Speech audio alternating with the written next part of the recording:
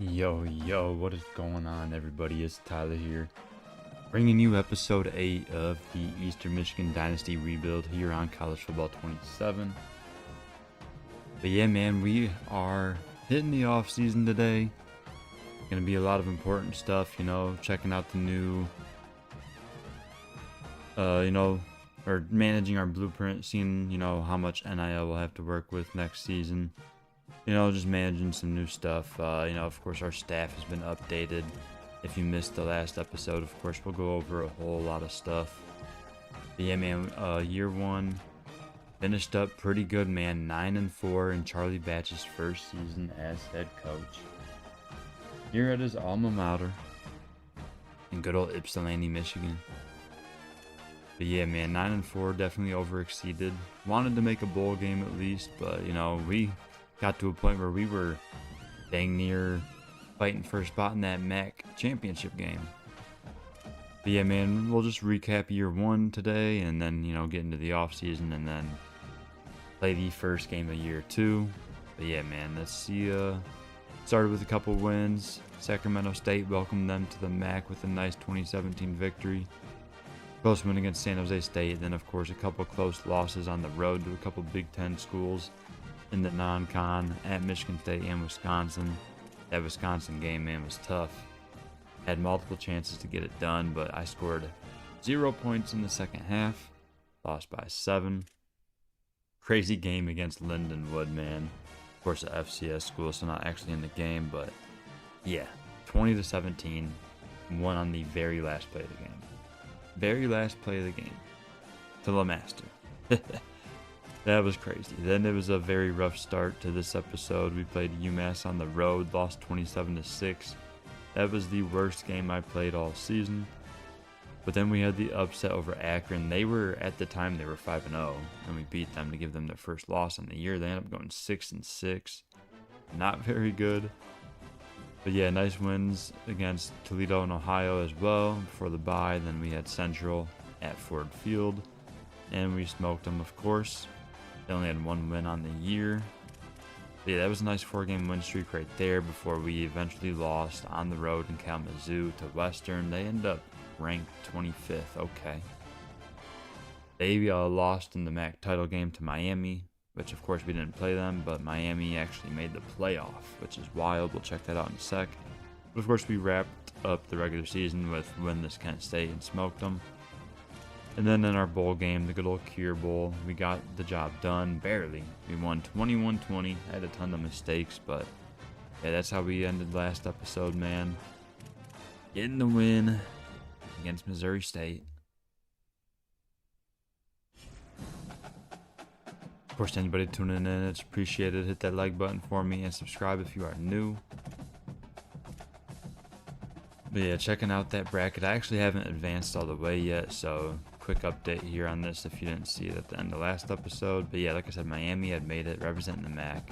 Here in the college football playoff, but they got smoked by Miami. But you see all the rest of the other matchups there in case you want to see them. And we'll, of course, see how that plays out as we advance. But let's see, what else do I want to see next? Guess we'll mention this. The staff, we got a couple new coordinators in case you missed it. It's going to be a couple years before we can actually get coordinators that are actually worth anything, but yeah, I mean, I don't know why it shows values for them because I definitely didn't offer either of them anything, so I'm not sure what the deal is with that, but either way, we bring in Conrad Nicholson as the OC and then Devontae Redfield as the defensive coordinator, so we'll see how that goes. They probably will only be here for a year or two at most, and hopefully we can get some more upgrades there as we move forward.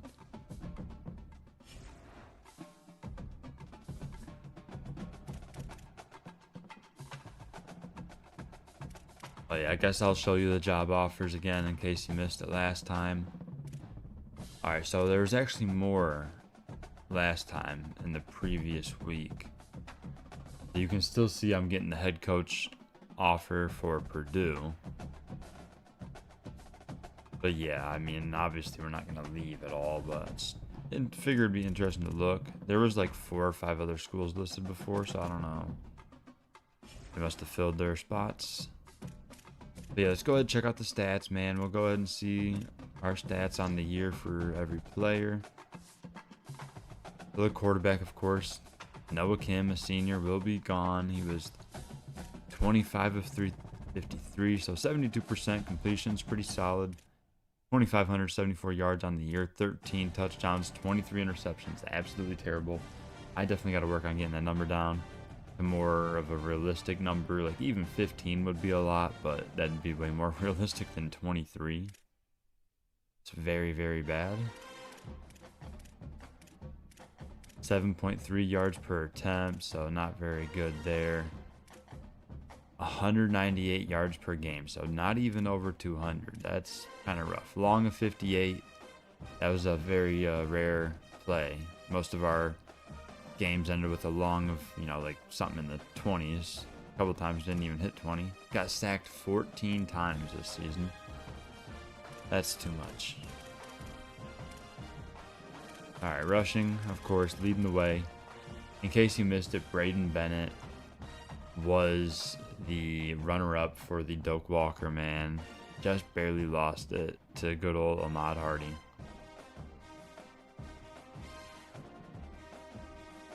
But yeah, 13 games, 238 yards, or jeez, gotta lock in, it's early.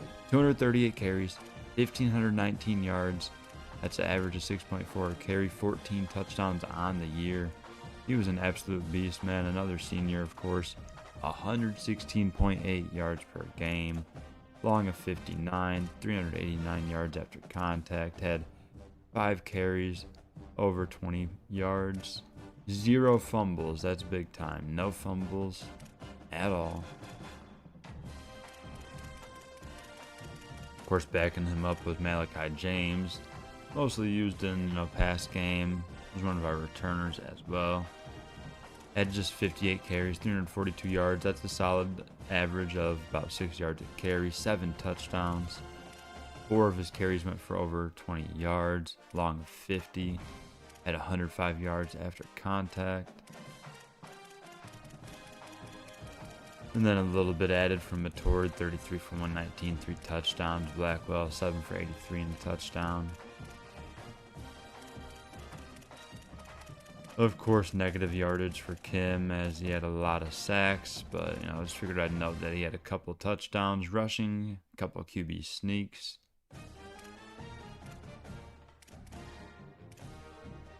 Then receiving, of course, the leader there was Benson Prosper, another senior. Of course, you know, we went to him a lot on third downs whenever we needed the conversion. He was usually there to come through, was usually working out of the slot, so we'll definitely miss him.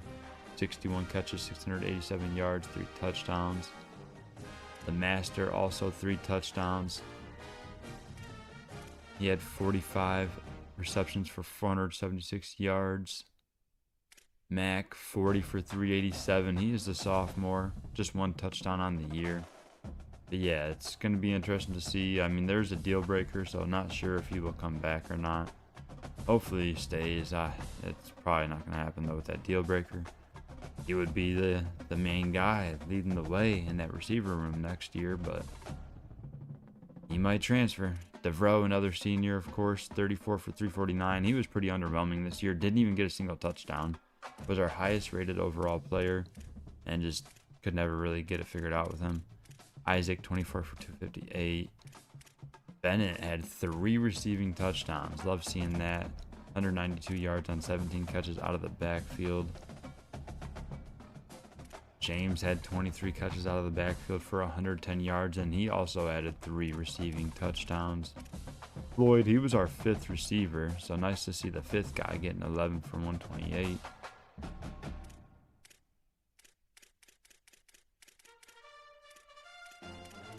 Defense, of course, our leader there was Marshall, and then our safeties Manning and Llewellyn. Of course, Marshall's a safety as well, but had him playing like as a box linebacker and the nickel a lot, alongside Caden Bailey. As you know, those are our top tacklers. Up there, you know, a couple backers, a couple safeties, all seniors. That's the main thing. And of course, Not both corners, but, you know, Dobbs, the junior, might be back, but I don't know. There's a deal breaker that might send him to the portal. Coley Lowe is senior, so he'll be gone. It's just a lot of guys that we're going to be losing, man. Malachi Ware should be back, a strong safety. He's not very good, but hopefully he develops all right. Probably going to play next year. I mean, he played a decent amount this year. Yeah, let's see what else. Tackles for loss. Oluweme led the way with 15, man. That is crazy. He had 24 tackles on the year, and 15 were for loss. 7.5 sacks. What a beast. He even had an interception. Yeah, Marshall, 14 for loss. Also Adam, another edge rusher. Teo, another D tackle with 11. Evans with 9. Coley, 11. Manning, 7. Dobbs, 6. Llewellyn, 4. The sacks, you see an Oluweme, like I said, 7.5. Evans had 7. He really wasn't doing a lot this year. Then he had back-to-back games with 2, so adding 4 in just 2 games was big time. Adam, 5.5. 5 for Teo. 2 for Gilbert. Then 1.5 for Marshall. 1 for Manning, Norman, and Mocan, and Bias. Interceptions. Ended up with a decent amount. I would have liked to have a couple more, but we can't really complain here with 7 of them as a team. 3 of them from Llewellyn, 2 from Manning, and then 1 from Oluweme and Dobbs. Of course, Oluweme and Dobbs are juniors, but the big 5 are from both safeties, and they're both seniors, so that's going to be tough replacing them. Do we have any touchdowns? No, we didn't even have any defensive touchdowns. Pass deflections had 5 from Llewellyn, Manning, and Bailey. Dobbs and Marshall had 4 each. Then Norman and Coley both had 3, Ware with 2, and Adkins with 1. Only 1 forced fumble. That's Barry Manning coming through. We got to have more forced fumbles next year. Only 1 is pretty bad. Didn't even recover it. Say we blocked. I thought we blocked a field goal or 2. That's 2. Yep. Both of them was Adkins. And normally I wouldn't really necessarily highlight this, but Blackwell earned the award for best returner of the year, the Jet Award. So might as well check his stats, man. Had 17 kick returns for 388 yards and a touchdown. I mean, Malachi James was just as good with 367 yards and a touchdown as well. Dang near identical stats. He did on 1 less return. His went for 94 yards. The Blackwell touchdown was 97 yards. But the reason why he had the edge for the actual award, of course, is because he was also returning punts. 19 of them for 287 yards. 15-yard average, so that's pretty dang good. Didn't get any touchdowns there, but along at 33, pretty solid. Of course, he should, I don't know, he might be back, might not be. He got a deal breaker that we're not hitting, so if we lose him, that's going to suck.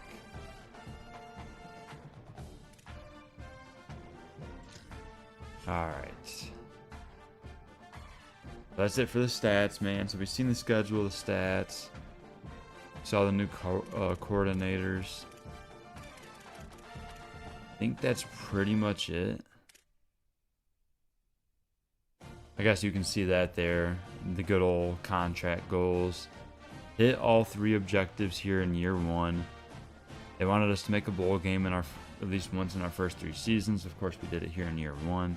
And then win a road game. Got that done, of course. Won multiple of them. And then win more conference games than last year. Definitely got that done, of course. But yeah, man, let's go ahead and just go advance. Or I guess I'll show the All-Americans real quick, because I think I showed that at the very end last time, or maybe I forgot to. I don't even know if I did. But just in case anyone didn't see the last episode.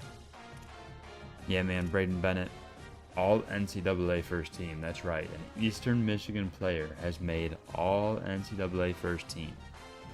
Beautiful work out of Braden Bennett this year. Like I said, one of the best running backs in the country. Finished second in the Doak Walker Award race, of course, behind Ahmad Hardy there. But yeah, of course, we're not going to really have anyone else nationally I'll scroll through them real quick in case you guys want to see.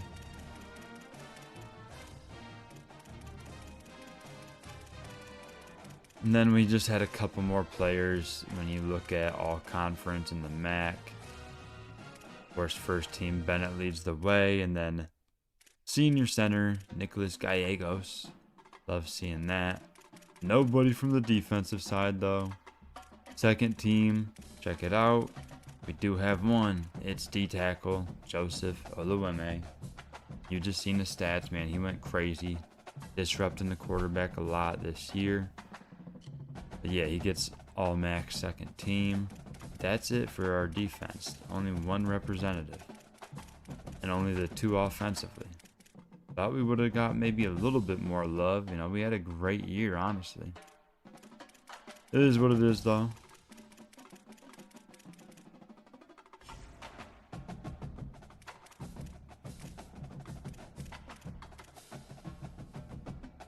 Alright. We'll go ahead and advance.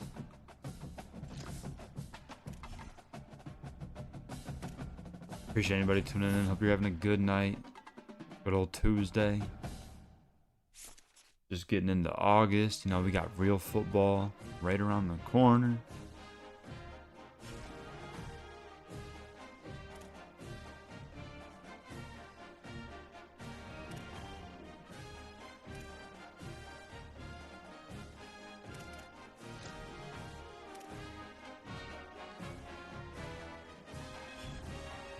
Purdue filled that spot.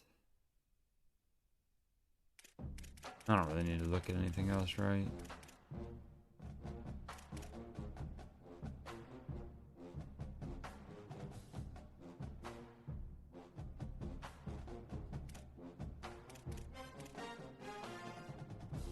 In case you missed it, Devin Dampier won the Heisman, QB out of Utah.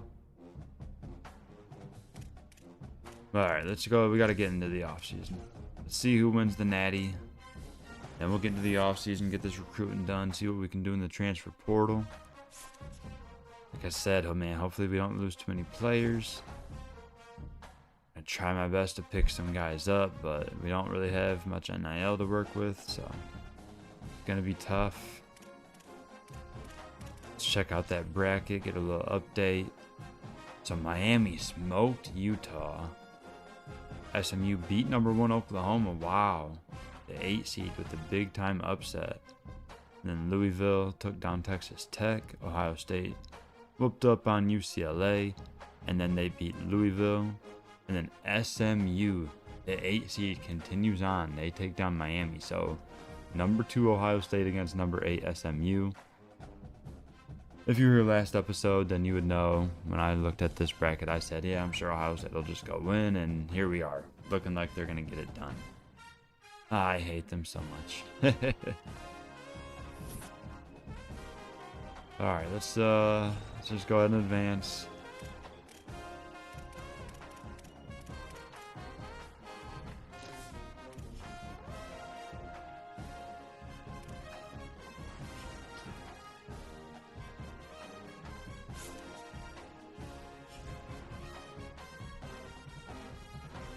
Wow, the upset. SMU gets it done. 30-27. The number 8 seed, SMU, takes down Ohio State. Let's go. Oh yeah.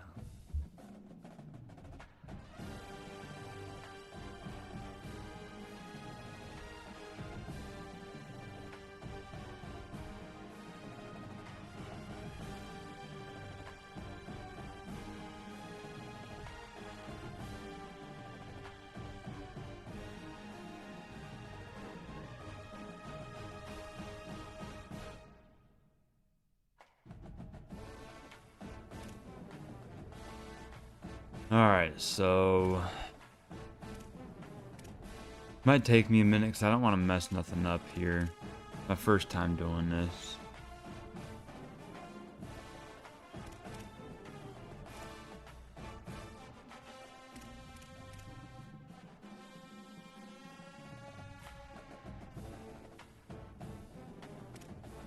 So set next season roster NIL. Let's just look. Let's see what's in here.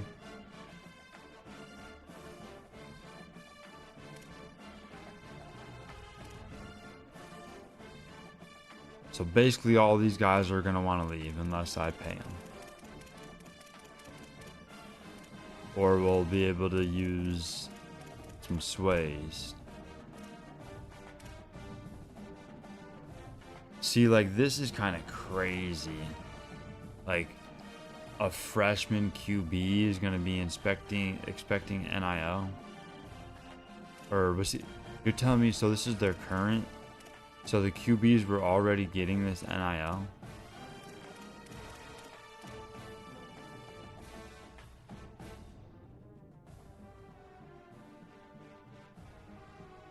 I mean, I'm not trying to give him anything.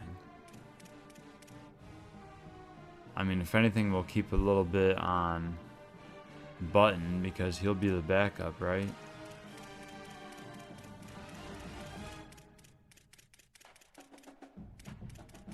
Hold on. Hold on. This is a lot. This is a lot to deal with. Let me go to the roster real quick.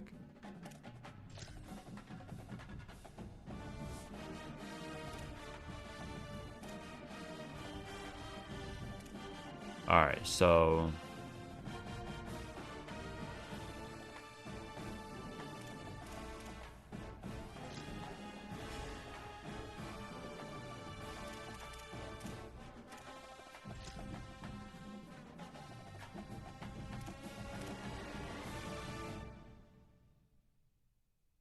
I just don't have a lot to work with, man, and I'd rather just give it to other players in the portal. Like, I don't know if giving Mac a bunch of NIL is even, see, like, it's not even helping his risk of leaving unless I give him like 100. Like, I cannot afford that, bro. I cannot afford that.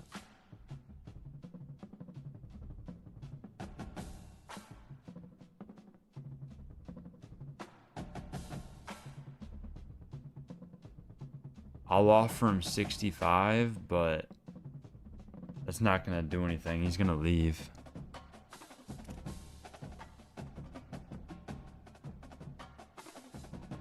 Dobbs.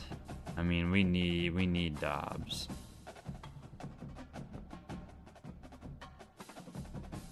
I just don't think it's going to be enough to make them not hit the portal. Like, let's be real. Like, I can't do all this. Like, I can't. Now, between Blackwell and James, I gotta keep one.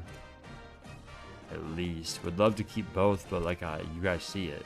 I don't have NIL to work with. Like, I cannot give these guys all this NIL. Plus, it's just not even going to bring down the risk of leaving. Except for Malachi, though. I think it makes sense to go to 40 to at least guarantee one running back to return. Blackwell's not going to come back. It is what it is. That sucks, man. Returner of the year, and he's going to be gone. Bias is going to, well, would be a starter next year, but he's wanting to leave.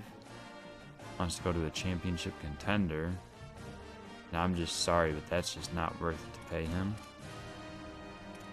Dude, we're gonna not just lose seniors, we're gonna lose a lot of players.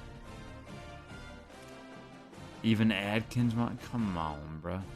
Now, this doesn't guarantee that they're gonna leave. Only so many people can actually hit the portal. But still, this is a lot. Like, there's no way that these guys really think I can pay them all. This is gonna be bad, man.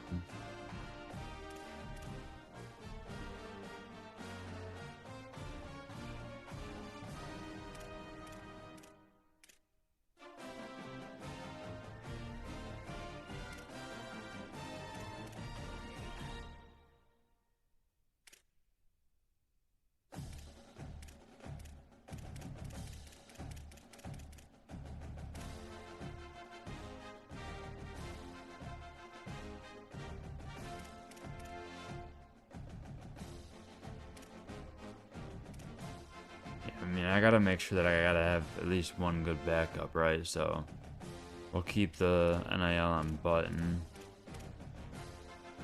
July can get out of here though. Like, he is not gonna be no good, bro.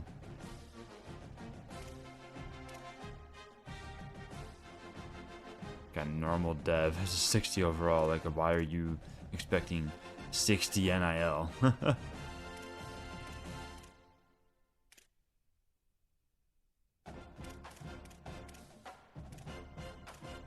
Boyd, you really want 5 NIL, bro? There you go. You can have it. You can have it, Antonio.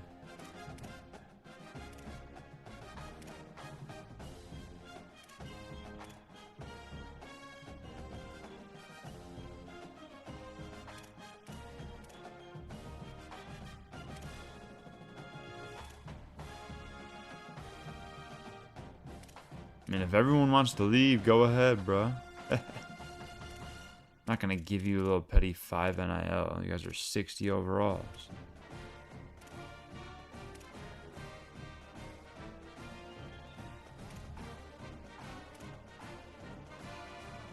Should probably try to keep at least 1 or 2 of these linemen, though.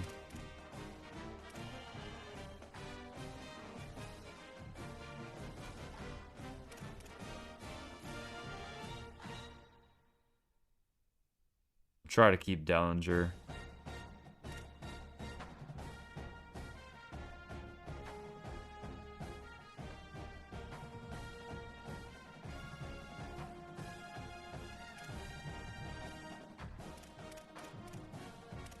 Alright. I think that's good enough.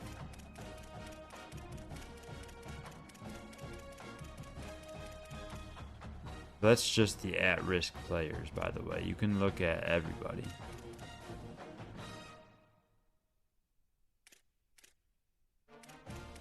Nice sort those.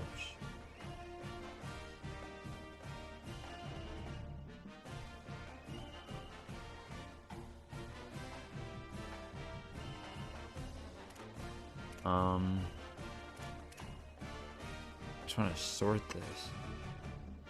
Yeah, I wish I could sort it by... Yeah, I need to see all of everyone that's already getting NIL.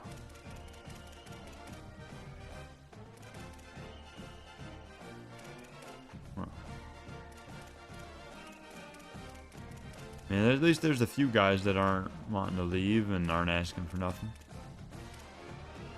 Like Brumfield, that's kind of a surprise. Maybe it's because his deal breaker's playing time and he knows that he's starting. Kind of surprising though.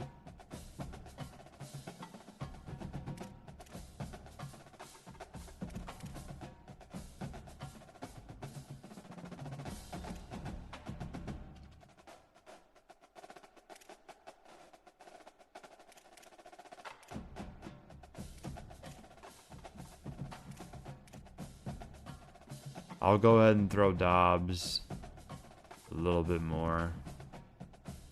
I don't know if that's going to do anything, but hopefully it helps. We got to have at least one lockdown corner next year.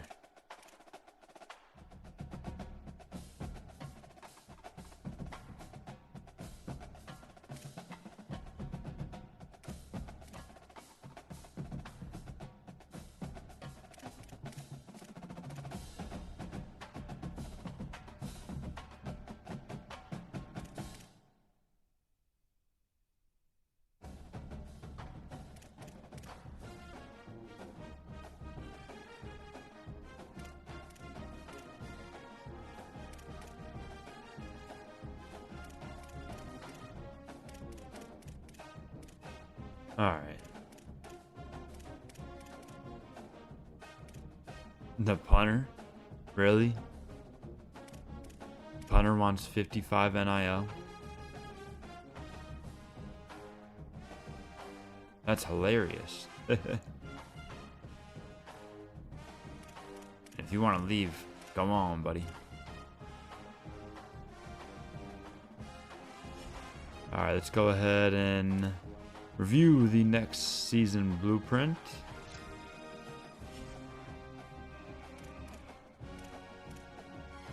Now that unspent 50, like, do I have to spend that, or like, will that carry over? Will I get to use that 50? Will it be added to whatever I get for the off season? I honestly don't know.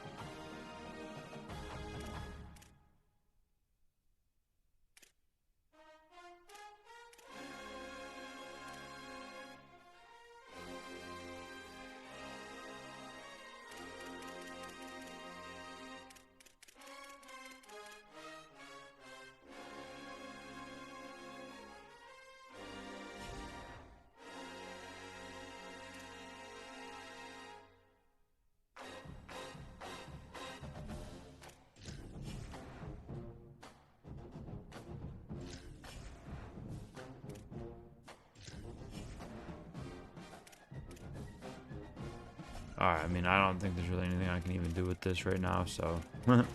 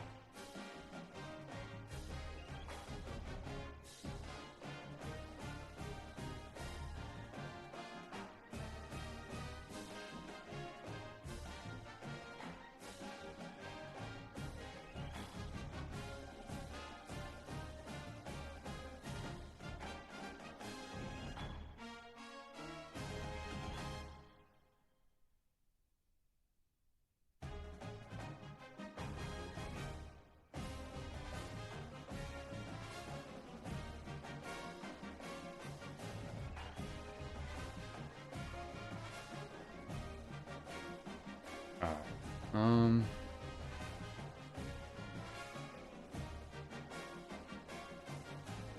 I think the NIL amount resets. I don't know exactly how this works, so I don't know. I don't know how this exactly works, bro. Cause like I think I'm supposed to use the rest of that 50.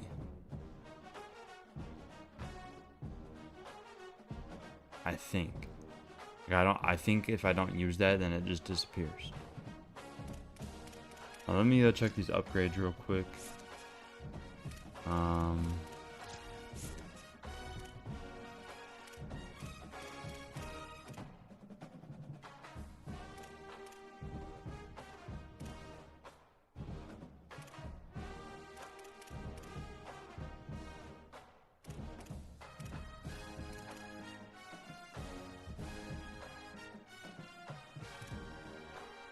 Yeah, I mean, I don't know if I'll ever be able to become an elite recruiter. Like, gotta get 2 top 5 recruiting classes, and I don't think that'll be possible here at Eastern Michigan. If anything, it'd be many years down the road.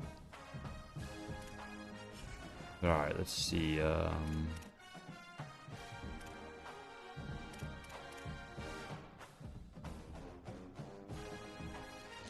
mean, if I have to use this 50, then I might as well.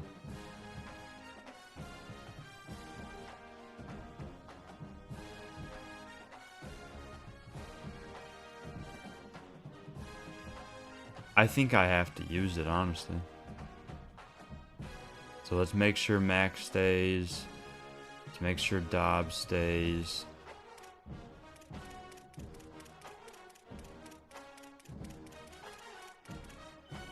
Wait.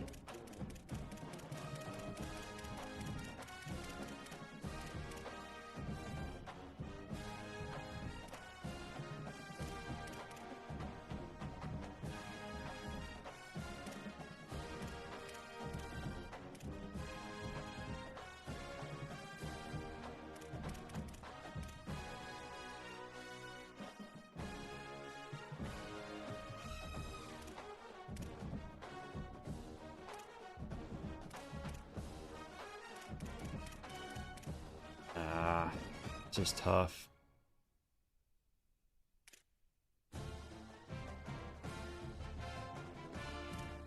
Well, I mean, we'll just see what happens. We'll see what happens.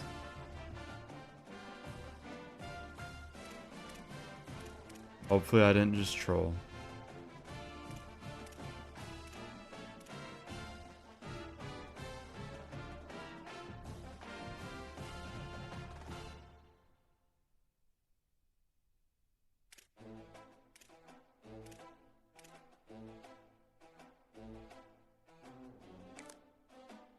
Let me just create a save real quick. I like to have saves in case I want to go back to previous years or something.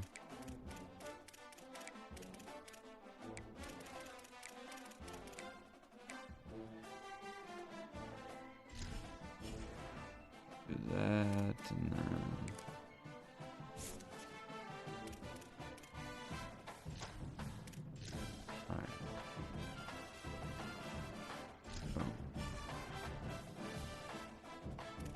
Let's go ahead and advance into the off season, and we'll see who tries hitting that portal.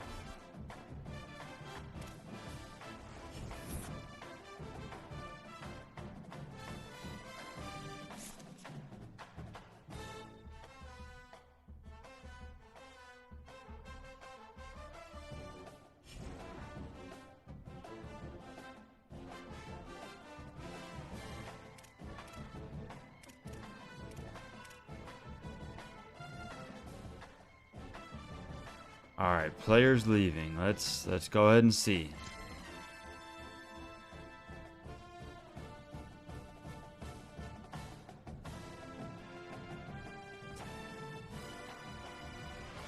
That's tragic. Mac is still hitting that portal even when we offered him all that NIL. That's crazy.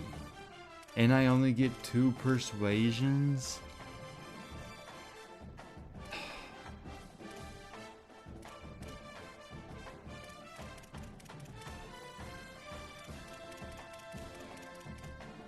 Holy cow. I was not expecting all of this, bro. I was not expecting all of this. I didn't think it would be this bad. I mean, we already have an insane amount of seniors that we're losing, and now we have all of these players hitting the portal.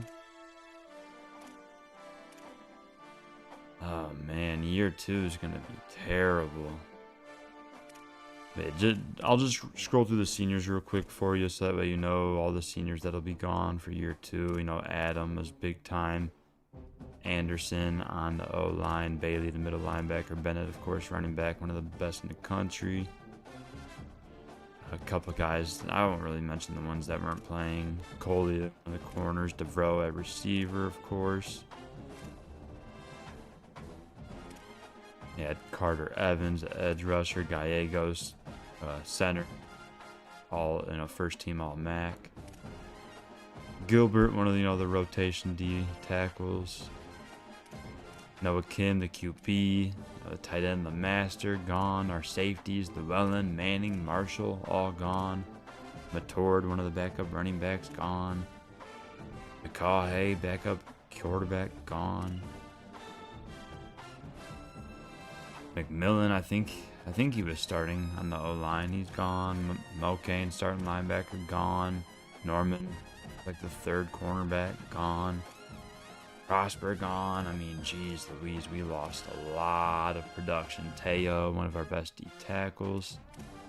Yeah, man, I mean, we got a lot of seniors to replace, and then, of course, we got a ton of players hitting the portal. Of course, a few of these we don't care about at the bottom here with these low overalls. They can go. But yeah, it sucks losing a few of these players towards the top. Like Dellinger, I might use a persuasion on him. Got medium chance. Got impact development, so. But it'd be nice to keep him, out of Clarkston, Michigan. But a lot of these players want to go to championship contenders. Like, that don't make sense to me. If it's a bunch of players that are already on Eastern Michigan, why are their deal breakers championship contender? Why would they set that for players at Eastern Michigan? Of course, they're all going to want to transfer. Even if I was insanely good this first season, we still wouldn't have a good enough grade. That's some cheese. I mean, players that are on a school with like a half star or 1 star or less than 2 should not have championship contender grades. Maybe a couple of the players that are higher rated, but not guys that are in the 60s. Like, it's like guaranteeing they're going to transfer. There goes Isaac, one of our key backup receivers. He would have had a big role this upcoming year. Blackwell wants to go. I mean,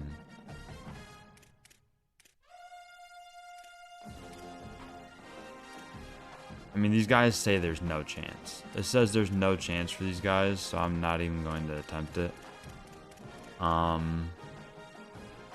The main question is like, I need a kicker. So I gotta bring back Kessinger, right? The other kicker is a senior. No. I hate when I hit the wrong things in the menus. Trying to be quick.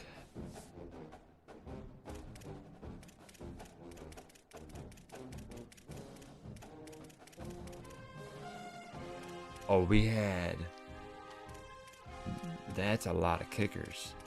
But this guy is so low rated. Holy cow.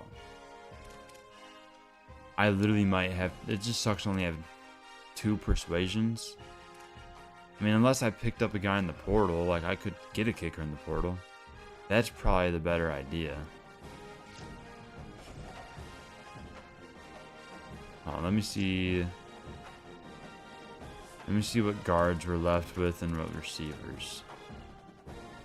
Millen Sr. gone. Left guard. Wow, Davis, a red shirt. He's going to be very low rated. Cade and Dellinger both hitting the portal, so I think I'm definitely going to have to try to persuade Dellinger. And I literally just don't have any guards. Receiving wise, I mean, it's going to be rough. DeVroe and Prosper, both seniors, gone. Mac and Isaac wanting to hit the portal.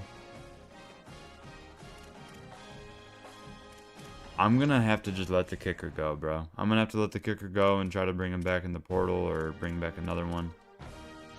But here we go. We got 2 persuasions. I'm using the first one on Harold Mack. I increased the NIL a bunch, and it still wasn't enough. We'll see if I can get it done, man. Come on. Of course, we waste a persuasion. Harold Mack leaves. Our receiver room is cooked, bro. Cooked. Now, hopefully we can have a starting guard come back. Cole Dellinger. We need you, buddy. Come on. Not persuaded. So I have 2 persuasions. Use them both, and they both get denied. So it was just a waste. This is terrible.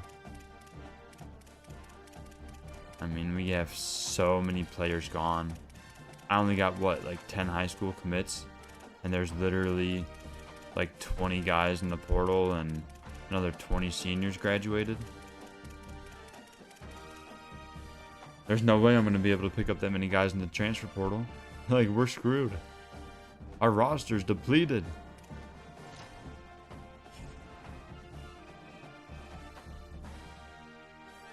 Can I get that NIL back now that I offered those guys? Come on, man. Gave them good offers. And had to use persuasions, and it still wasn't enough.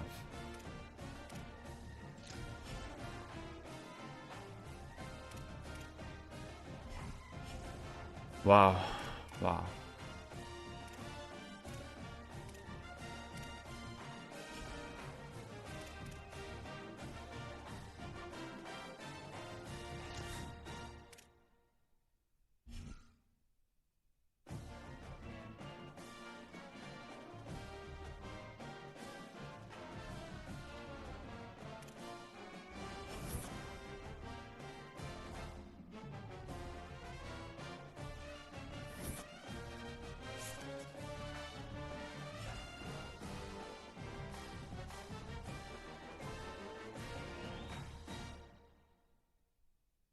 Alright, so week 1 of 4 of the offseason recruiting here, we will have 130 NIL to work with, so not much. Of course, you know, draft results, of course, we're not going to have nothing there, but here we look just in case.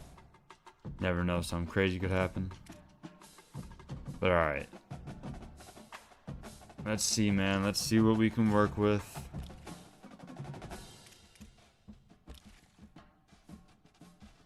Before I look at the portal, I do want to get a couple updates on the guys that were already on our board. These high school players, of course.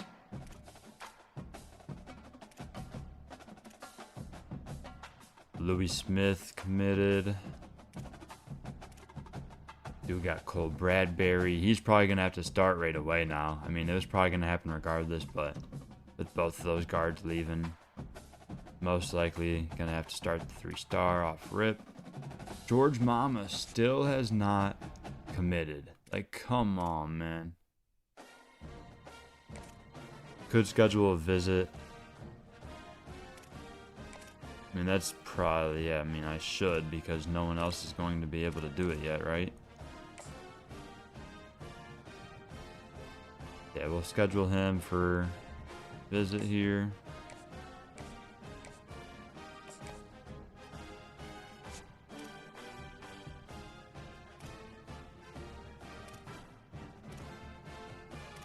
Coffee committed, but Terrell has not yet, but I mean, we should be getting a commitment from him. I'm not really sure why we haven't. I'm not even going to waste time scheduling him for a visit. If he doesn't just commit, then I don't understand.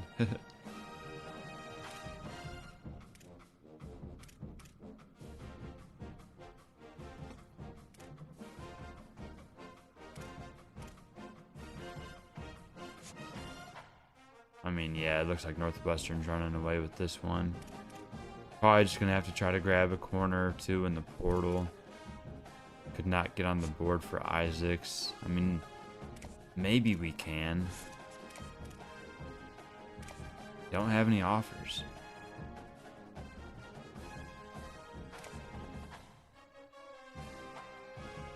I'm not going to do it yet, though. Let's wait.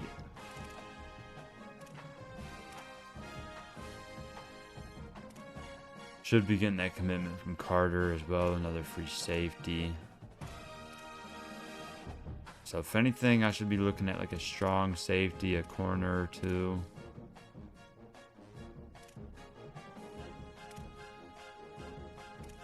Other than that, probably just a guard, receiver.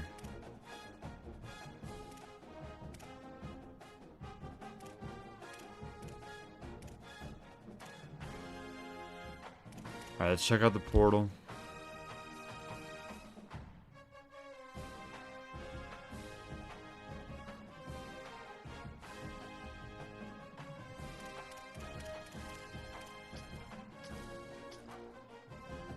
So I doubt there will be any 3 stars that have interest in us. It's gonna be all 1 and 2 stars. That's pretty tragic. I mean, we're pretty much just gonna have to go after these guys. I mean, it's only 4 weeks in the off season, so you don't really have a whole lot of time to work with. So we're gonna have to, you know, use our hours wisely. You know, we don't have a whole lot to work with, but we just got to fill out the roster at this point, man. See, like, look at this Rigsby.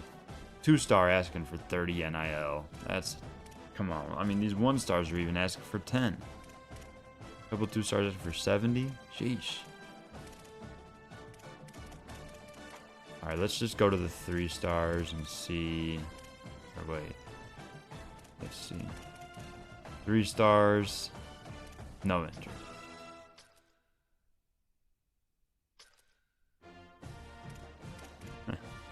Marshall.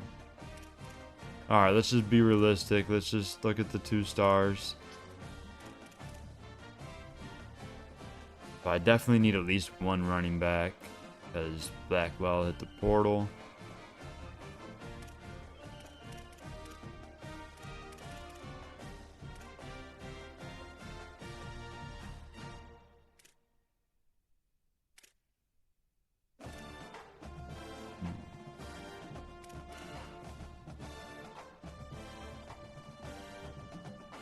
Let's go with Clemens and Parker.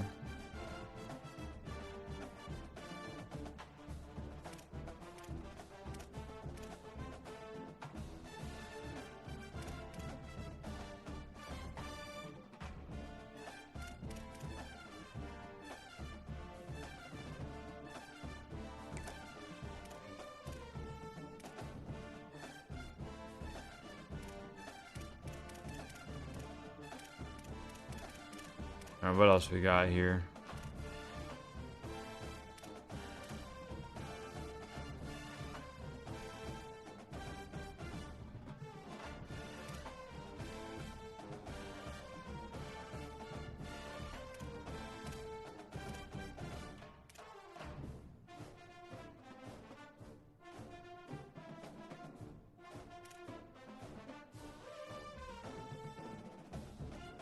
Check out Mitchell Toney, edge rusher.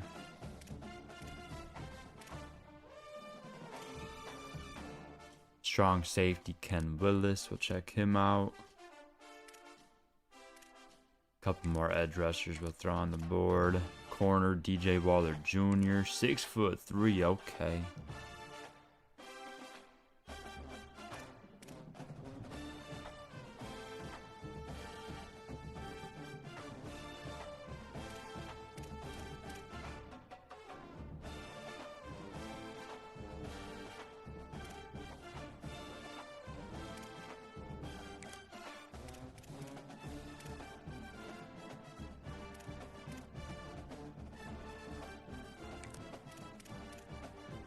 What else do I need? Like a couple guards, yeah.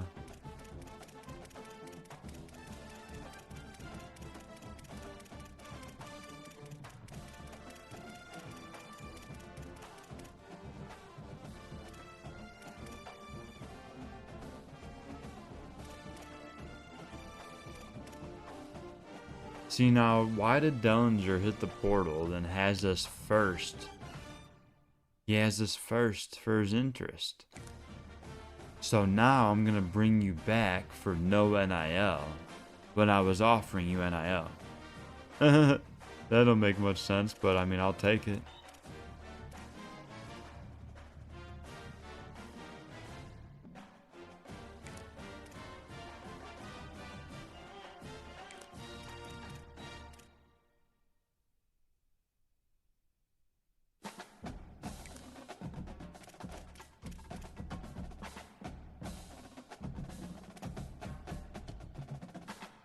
I have no how low rated these guys are going to be, man, but like I said, it's only 4 weeks in the off season, so you kind of just got to get what you can get. You know, it's only going into year 2, man. So it's gonna be a few years before we can really make real splashes and actually get players that are worth the shit.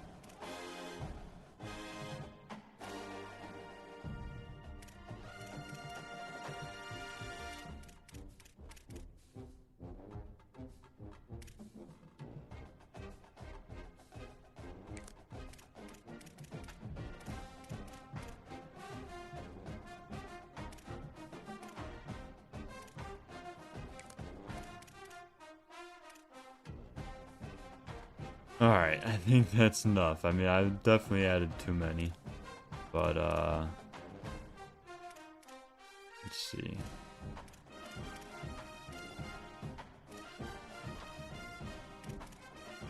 Where do I want to start? Oh, I need to look at some more receivers. Hold on.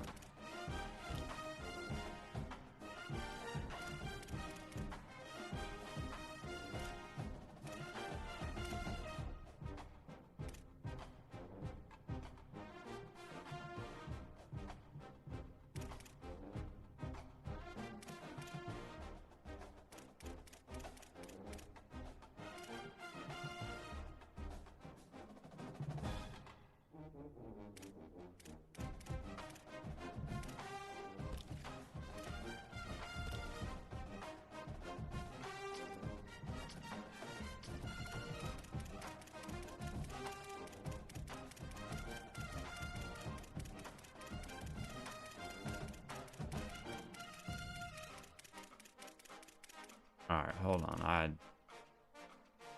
First off season, man, it's gonna take me a minute. Let me just get a couple edge rushers off here. And I don't know.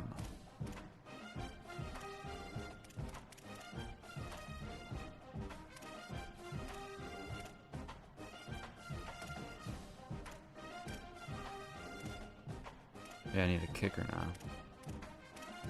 I guess I'll just, let me just scout these running backs real quick and find out which ones I should take off.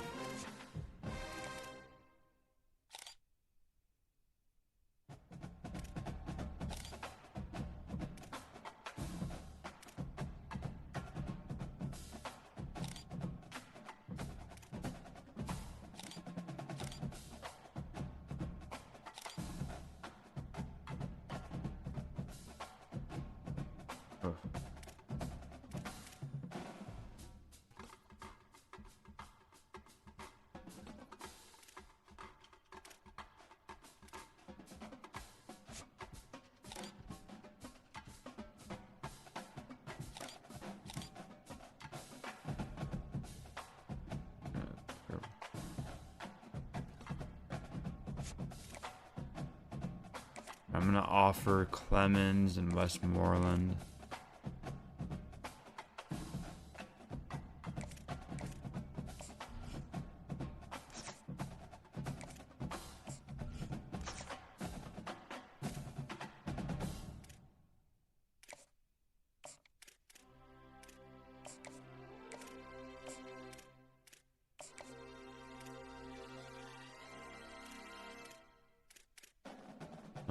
Let's see. Okay, so we got a couple spots open. Let's go add. We gotta get a kicker.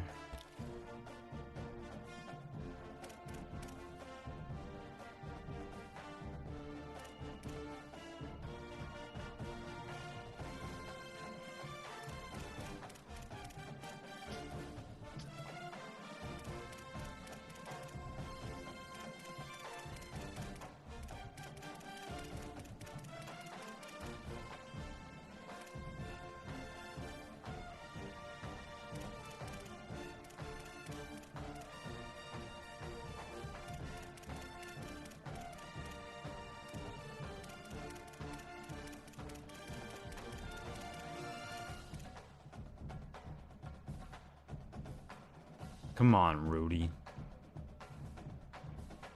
You just had to hit the portal for no reason, basically.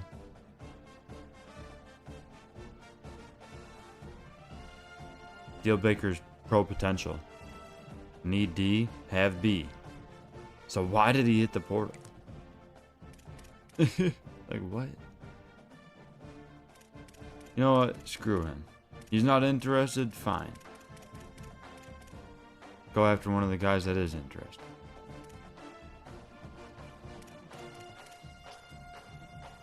They got Evan Carpenter, Dustin Watkins, or Jackson Corville. All juniors.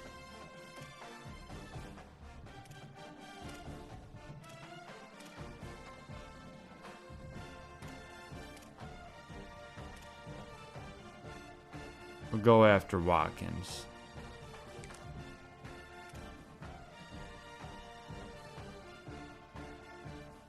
And then let's throw a couple more receivers on here real quick.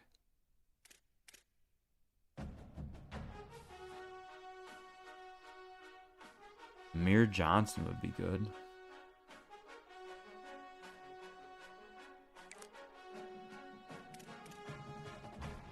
And then I think that was the only one that was interested though. Yeah. Why is no receivers interested? We just lost 4 of them. You'd think someone would want to come here. You're gonna play? Go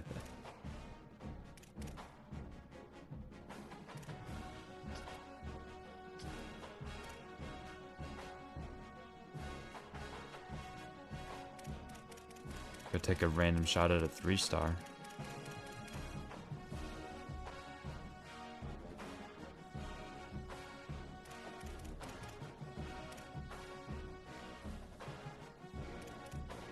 I don't think it's gonna work, but we'll throw RJ Mosley on there and see what happens.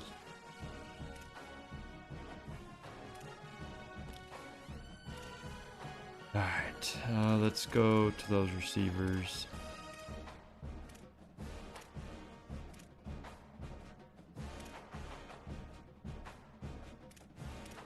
I'm gonna offer Johnson.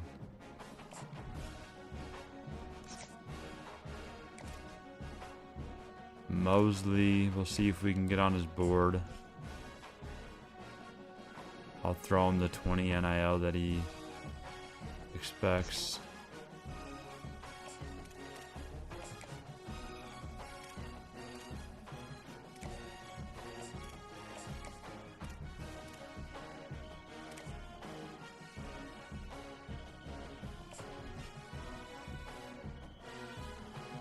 Why does it say expected 10? I thought he was expected 0.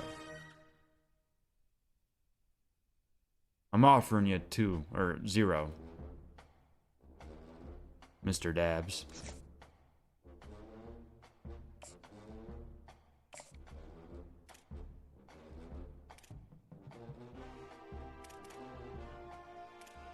Alright, let's see. Still want to put some points into that, actually. I don't know. If I can get either of these guys, they'll probably be as good as what these 3-stars would be, but the thing is they would end up developing better than them over time. I'm still not on the board, so I don't know. Let's look at what else we can do first before I decide if I'm gonna give any more hours to those high school running backs. Definitely need to bring in at least one of these guards. Like, this makes no sense. Dellinger, I tried to persuade him. I offered him more NIL than what he wanted. He was asking 20, I offered like 40 or something like that. And then he hits the portal anyways. Persuasion doesn't work. And then he just has his first anyways and expects 0 NIL now. It's like, you were going to get NIL. And now you're going to get none. And still end up at the same school. How does that make any sense?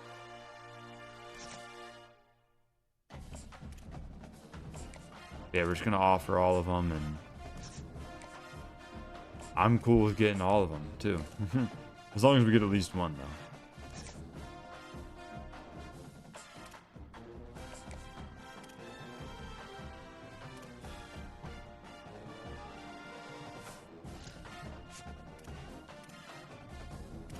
Did I have any other high school guys ready for the visit?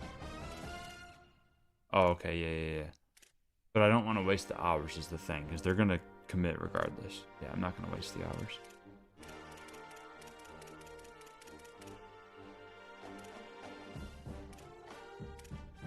Oh yeah, I wanted to bring in an edge rusher. It's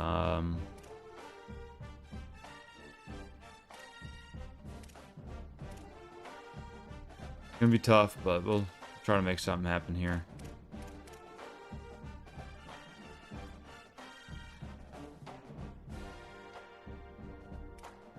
Probably gonna go after these other three. We'll leave Tony on the board for now, but I'm not gonna offer him yet.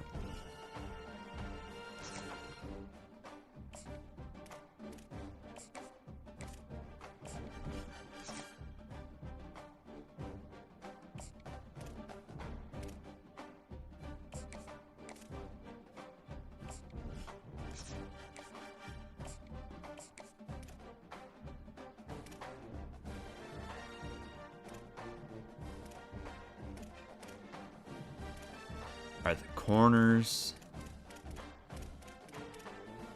Would love to bring in 2 of them, as long as we get at least 1, though.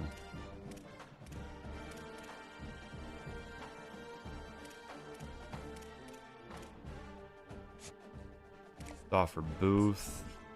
Oh, no. Why did that just happen? No. No.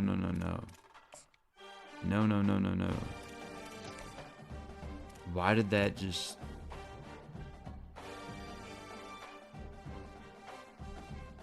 I don't know why it offered him 15. I wanted to offer 0, so hopefully that don't mess nothing up. I'm not offering an NIL to 1-star guys. Like, sorry, it's not happening.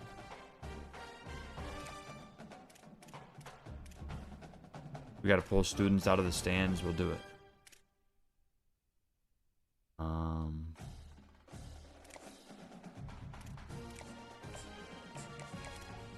Car.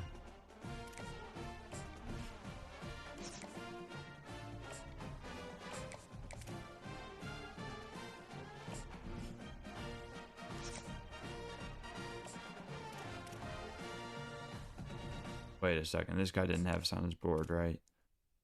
Yeah, You don't have us on the board, so I'll go ahead and offer him his 10.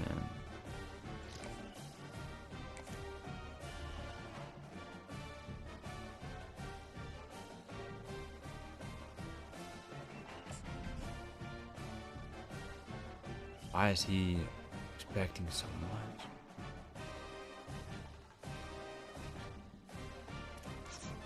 He's a junior. Yeah, let's just leave him there for now.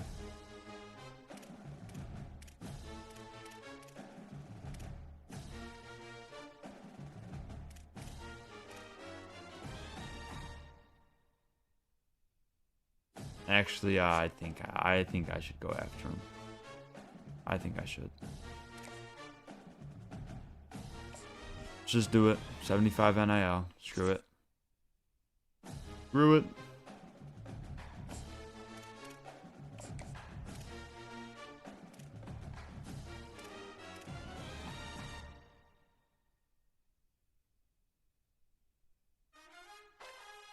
Strong safeties. A couple on here. Go ahead and just offer them and advance to the next week.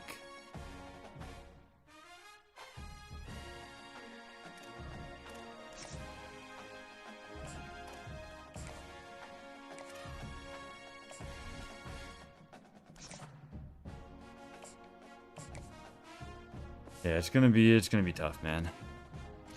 It's Eastern Michigan. Don't have NIL. Don't have a lot of hours. It is what it is.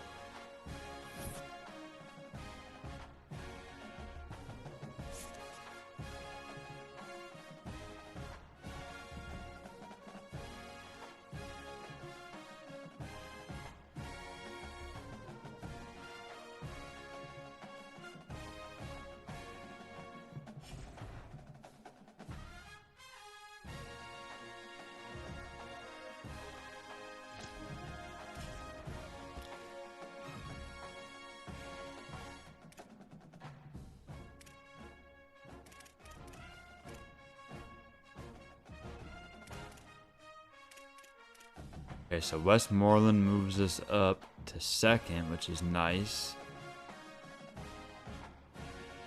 But Clemens drops us to second.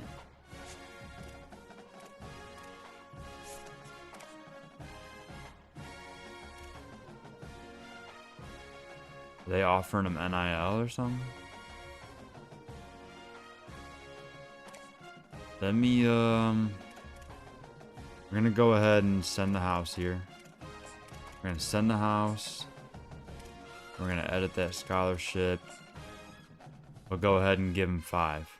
Just 5 makes it go up a bunch, so we'll see if that's enough to get Clemens back in that top spot, because I'd much rather have him than Westmoreland. Of course, I'll take both, but Clemens has good speed.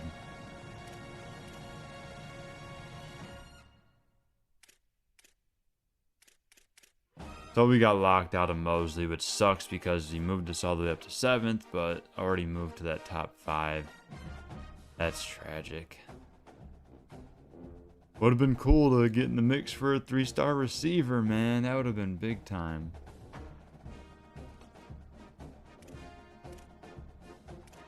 So still second for Dabs. Give him some more hours. Johnson. Give him some more hours as well.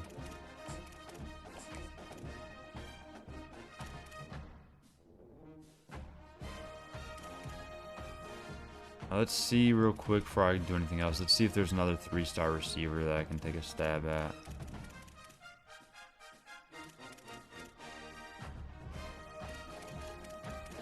No, none at all.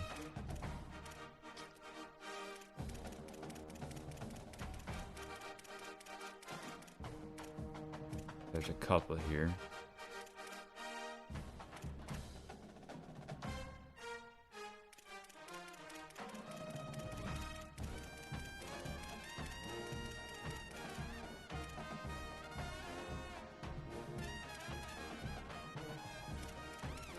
A couple of these guys are just 5'9". I don't want no one that's that short.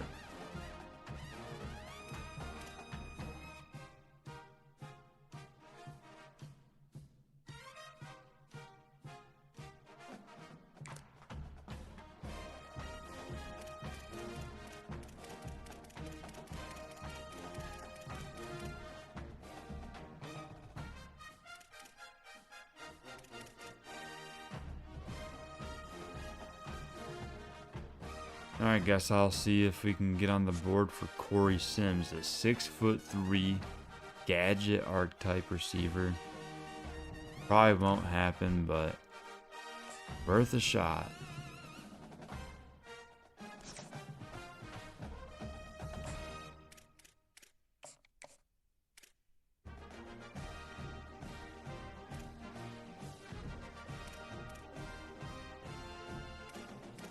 Look at the guards. Yeah, still first and should be running away with these. Sure, they just want to go somewhere where they can play, and at least one of them will play, maybe 2.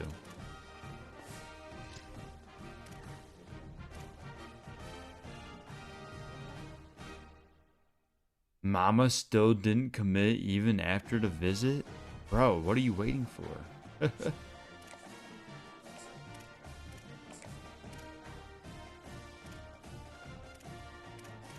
Alright, a couple edge rushers move us up. Stamer has us first now. Second for Rivers. Ohio does have a good lead on us, so I'm not sure if we'll be able to pass him up.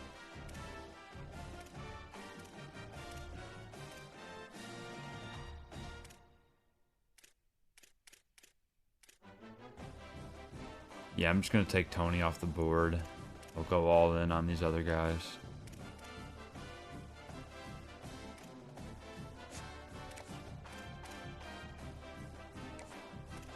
In the house here on Rivers. Hopefully we can close that gap on Ohio.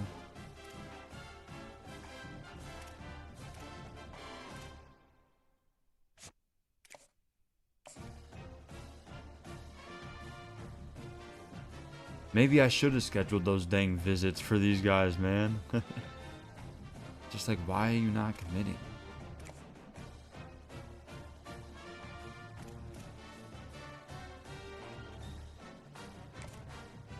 Screw it, I'm gonna schedule it.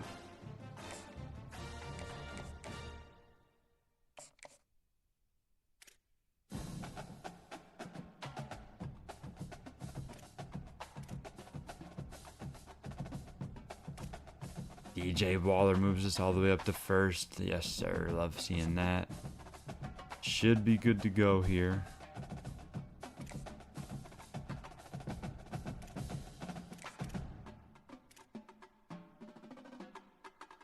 Behind Akron, still second for Eugene.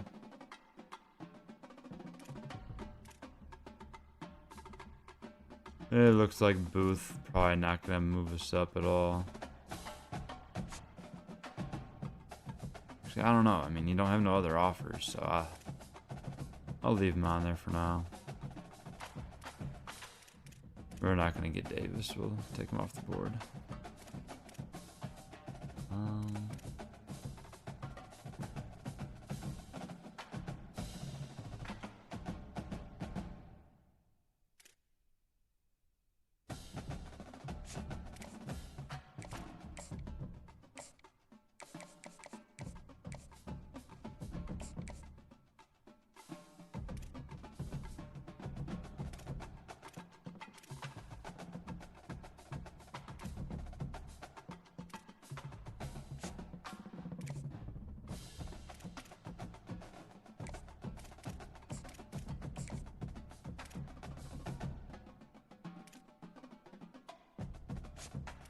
I forgot to offer the kicker last time.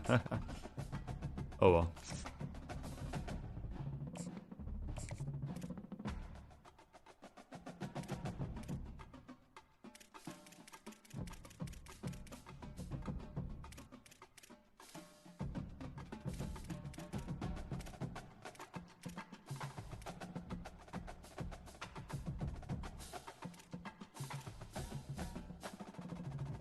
Let's go ahead and advance to week 3.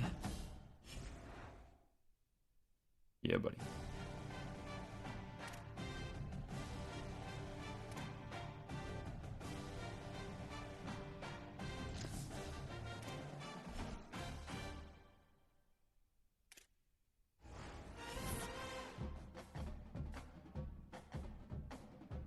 Why are these guys not committing? Like, bro, what are they waiting for? Commit.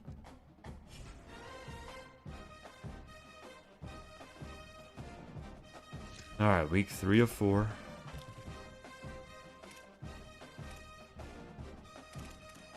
Yep, Clemens moves us back to that first spot. Kind of figured that. He is in that top 5 spot now as well too, so we'll go ahead and schedule that visit.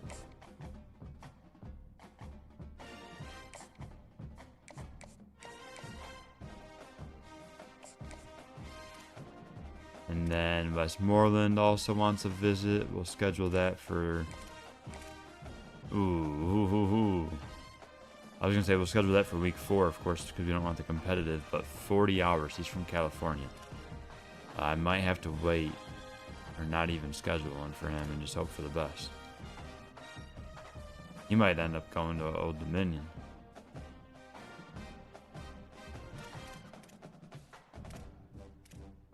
See the receivers. Okay, the 3-star Corey Sims moves us all the way up to first. Okay.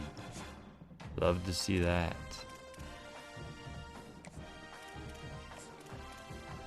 Deal breakers playing time, so that probably helps a lot.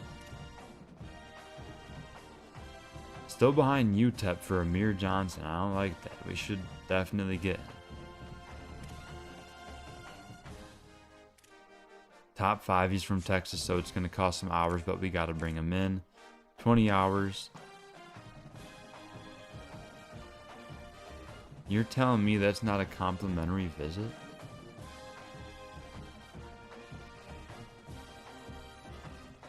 I have a running back coming in. How is a receiver not a complimentary visit to a running back? That's crazy.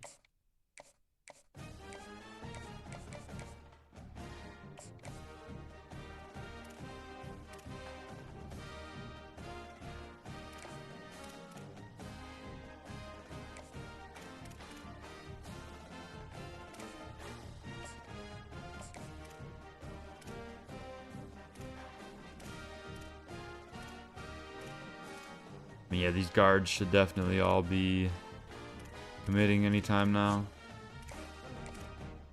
I'll bring Burrow in on a visit, help with that Clemens complimentary.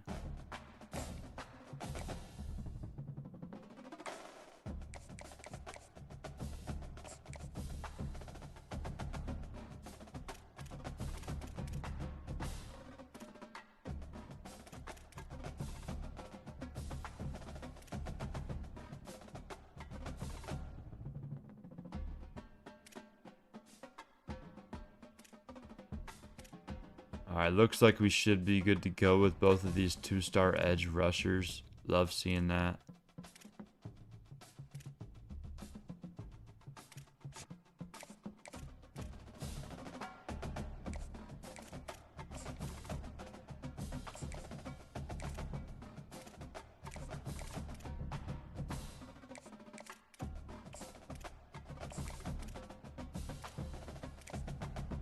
Go ahead and schedule a visit for Rivers.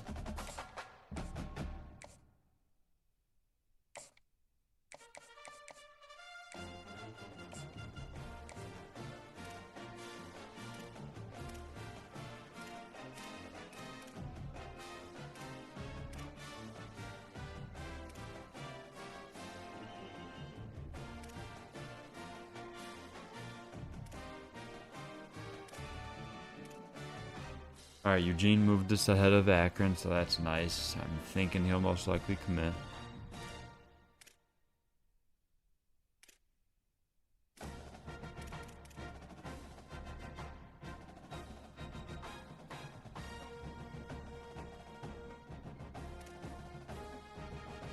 Yeah, we're not going to get Booth.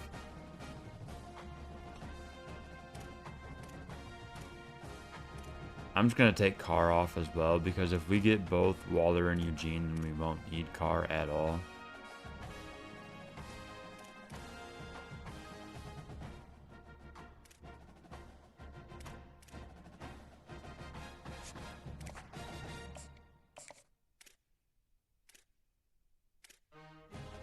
Oh no.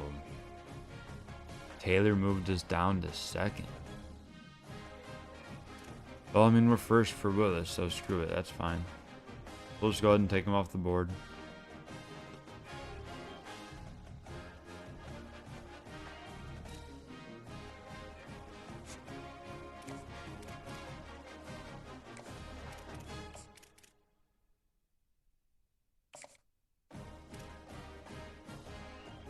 Alright, let's see.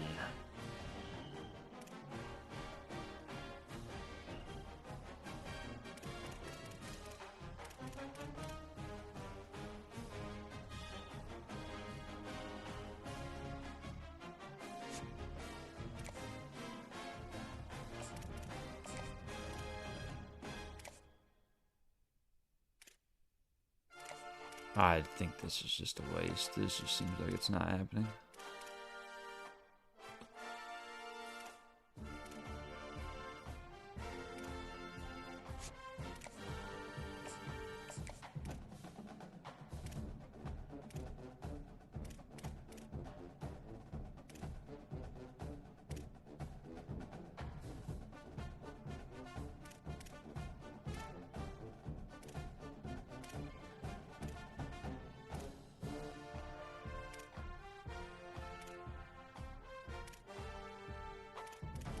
It's just,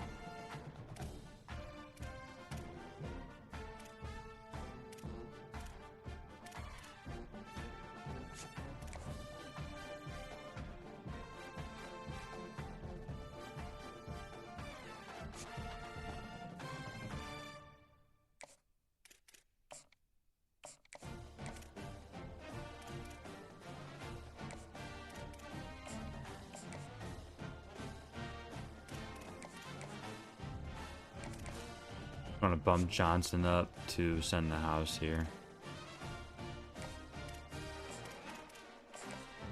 Alright, there we go. Let's go ahead and move on to the final week.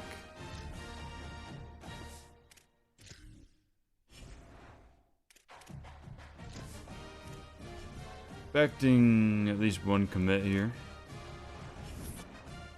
Or none. Okay.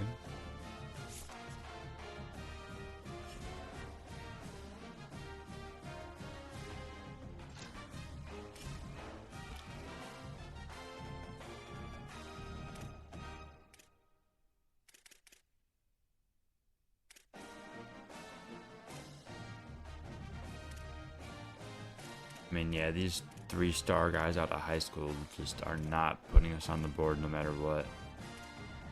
I get it, we're not offering them no NIL, but they have no scholarship offers, so I guess they're just going to walk on somewhere. Let's just get them off the board. Should be good to bring in at least Clemens. I mean, that's good enough. Westmoreland would be nice too, but it looks like Old Dominion might get this done. I can at least... I guess I should schedule his visit now, right?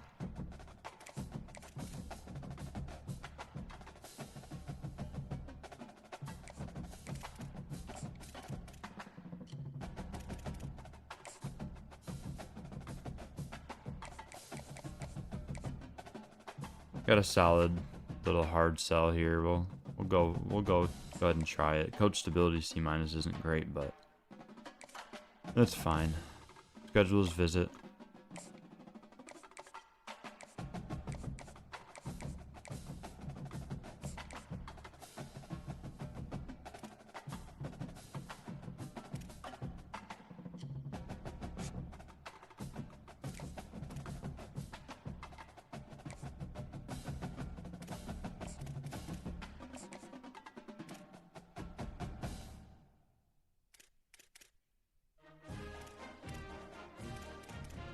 Dabs moved us down to second? Come on, bruh. James Madison hasn't even offered him, and he moved him back to first? Alright, at least those extra points and the visit was enough to get Johnson into first place. That's big time.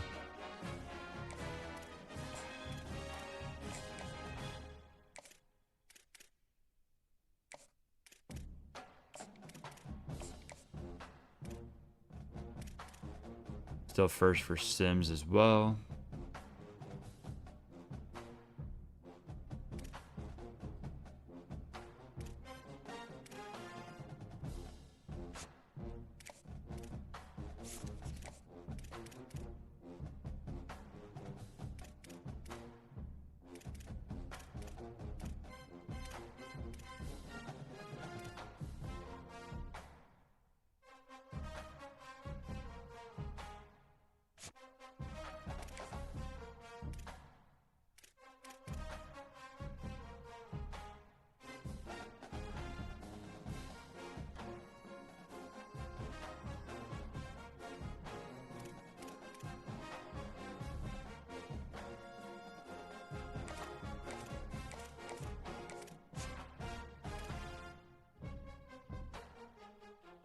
What do I want to do here? Let's look at these edge rushers.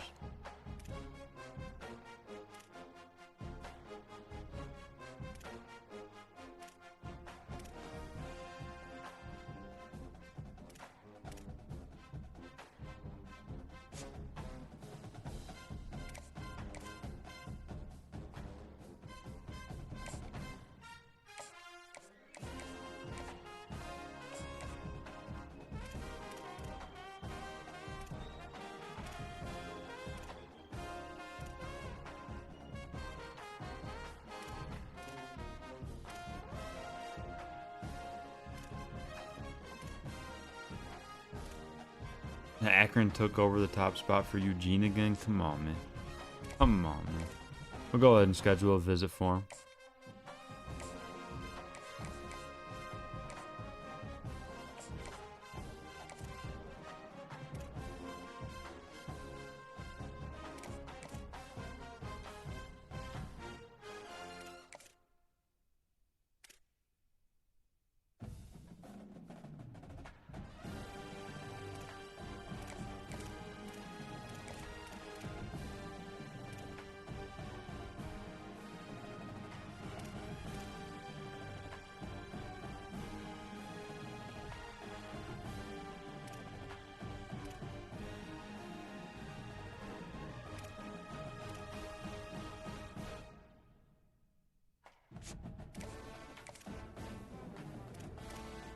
Alright, we'll schedule a visit for Willis as well. Just gotta open up 5 hours.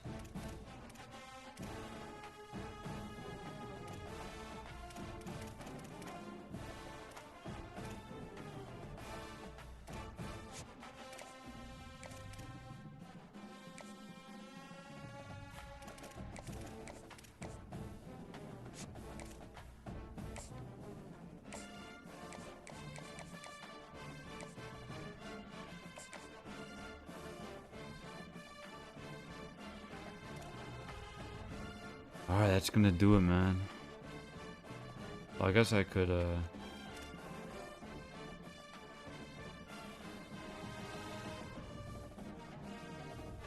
throw the last 10 NIL on someone, right?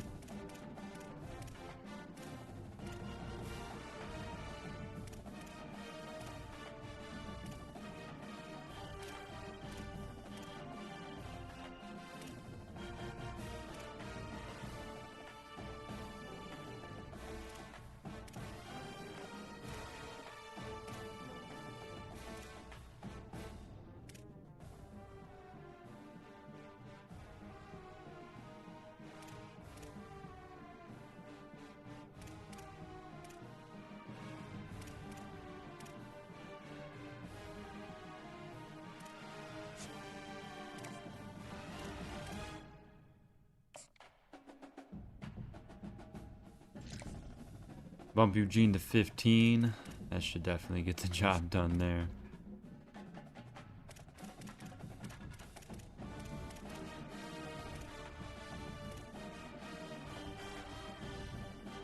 I'm gonna throw the last 5 on Westmoreland, see if that helps. Alright, that's gonna do it for the recruiting. Hopefully we end up with a decent class. Definitely didn't expect to lose as many players as we did, so it is what it is.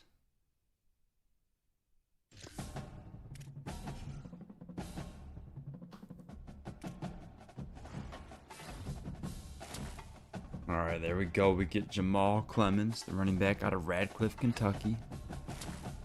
Strong safety, Ken Willis out of Cincinnati, Ohio. Nicholas Stamer, edge rusher out of Boise, Idaho. Vernon Rivers, another edge rusher, Martinsburg, West Virginia. DJ Waller Jr., the 2-star corner out of Youngstown, Ohio. 2-star running back, Sterling Westmoreland, let's go, out of La Mirada. Or is it Merida? Murata? California.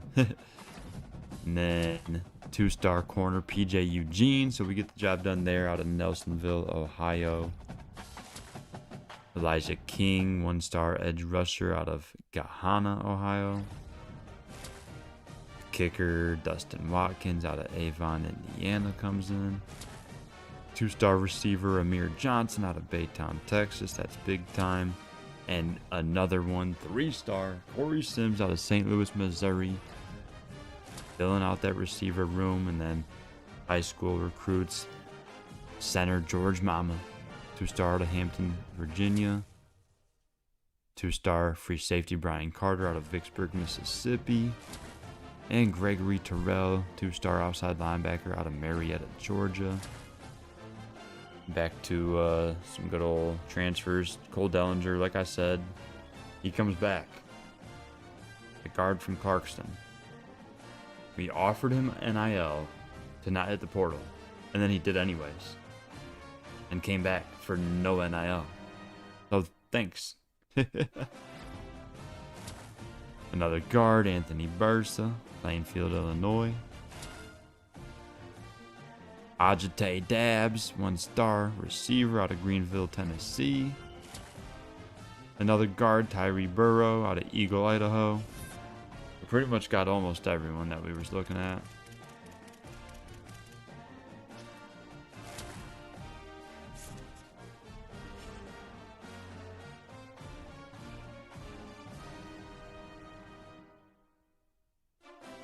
Dang, I've been going for an hour and a half? Seriously? I didn't know it took this long to look through all this crap.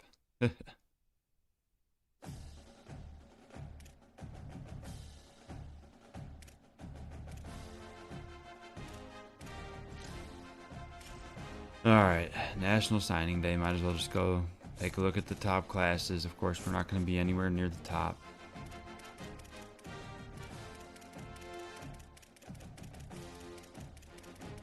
I would guess somewhere in like the 80s or 90s.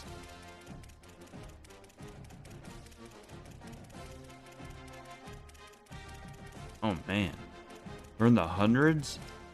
102. Oh wow, that's pretty rough. 4 3-stars, 16 2-stars, and 7 1-stars.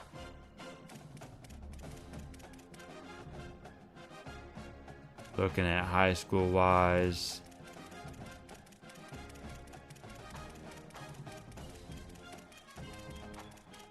there gotta be a quick way to do this, right?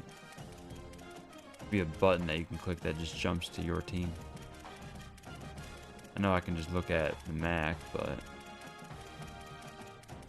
okay, still 102nd. 3 8 and 1. Spent 345 NIL, all on 3 players. And for transfers, I'd guess we're probably around 100 still. Oh no, actually for transfers we're 29th. Holy crap. Probably just because we got so many of them, 15 of them. Only 1 3-star though. Get 8 2-stars and 6 1-stars. This was mostly about just filling out the roster, not really getting guys that are going to make crazy impacts right away. I mean, a few of them will. But yeah, I mean, I'm sure you guys, I mean, as long as you're realistic, you know not to expect much early. It's going to be really tough to recruit with no NIL and no hours. We're only going into year 2. It is what it is. Yeah.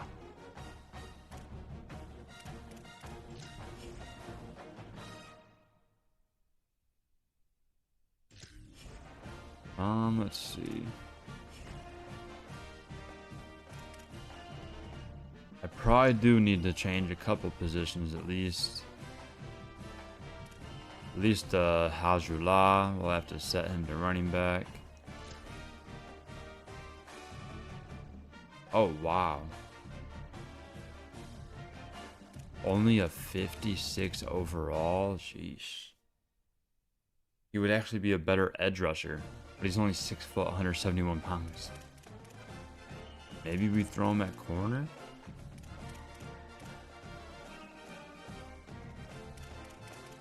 Hold on. I wasn't expecting him to be that low. I mean, I recruited him as a running back. He only has 82 speed. I mean, obviously, it's a guy that we need to develop over a few years, regardless, but I just wasn't expecting it to be that bad.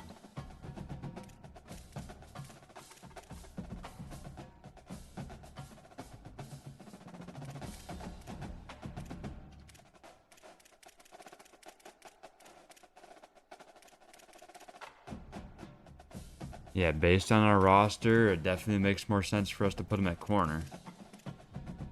So yeah, I mean, I've recruited him as a running back, but that's just not going to happen. 61 overall to start at corner. Definitely not fast enough. Definitely going to have to develop over a couple seasons. And then maybe he gets in the mix, but mostly just going to be a depth piece.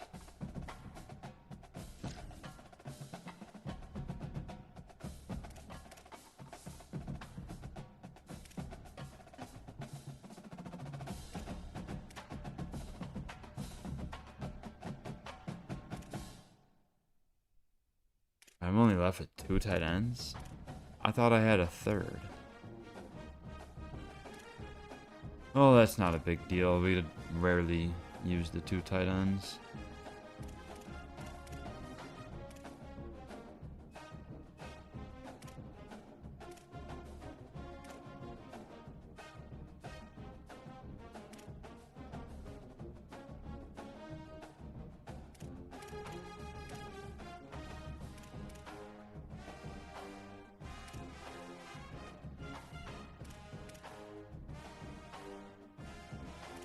Oh, it's pretty bare on this O-line.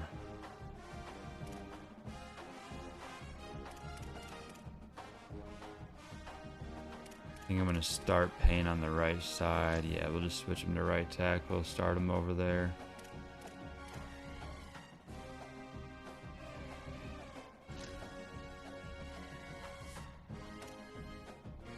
The guard situation, I really don't know what I'm going to do. I honestly wanted to start Bradbury right away, but it probably makes more sense to redshirt him so he develops a little more while we got seniors here out of the portal to play. We'll just have the one backup, and it is what it is. We don't have a lot of players. Probably should have grabbed one more lineman out of the portal, but oh well.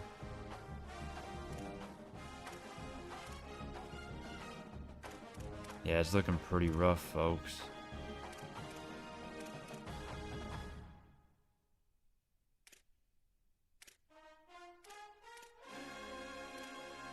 And I tried telling y'all at the end of last year that I think we're going to regress in year 2 big time, and just one of those things. A lot of roster turnover. We lose all those seniors.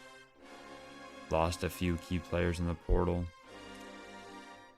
Gonna take a couple of years to develop what we got left.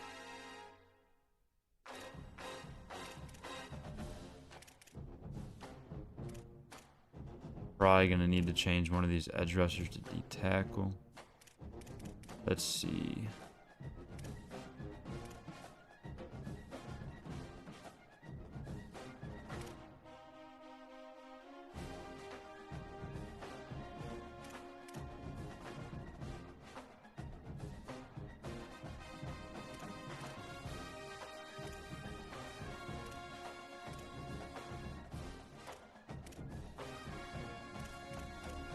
See what Stammer would be as a D-tackle.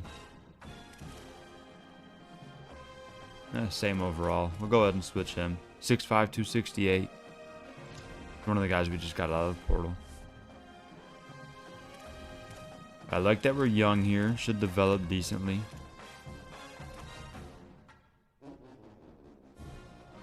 It's just, I don't know how much we'll get this season production-wise up front. We had a lot of sacks, a lot of pressure on the quarterback in the first year.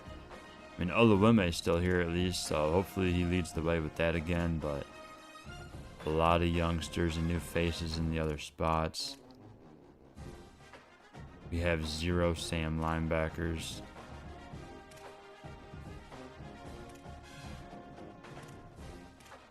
Maybe Noah gets some more playing time this year. He didn't really get none. What's good, V's? How we doing? How we doing tonight? Just trying to navigate through all this recruiting and stuff. Well, I just got done with the recruiting. First off season here with the Eagles.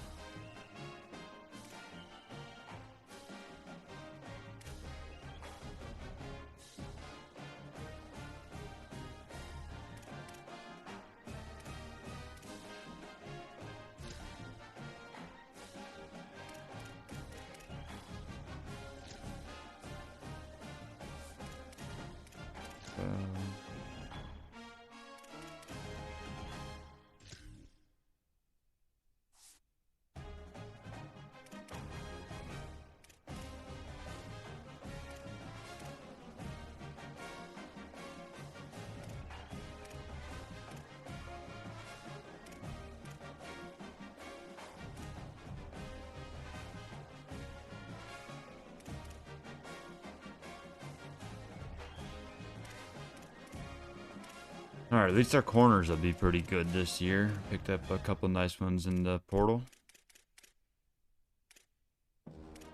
Definitely going to have to recruit that position heavy, though, for next season. We'll have a few seniors leave.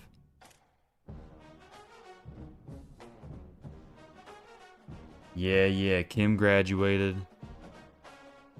It was, surprising to go 9-4 year 1. Got the big win in the bowl game.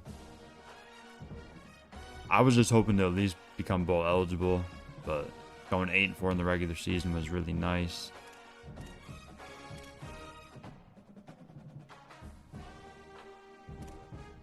I'll show you the new quarterback here in a second.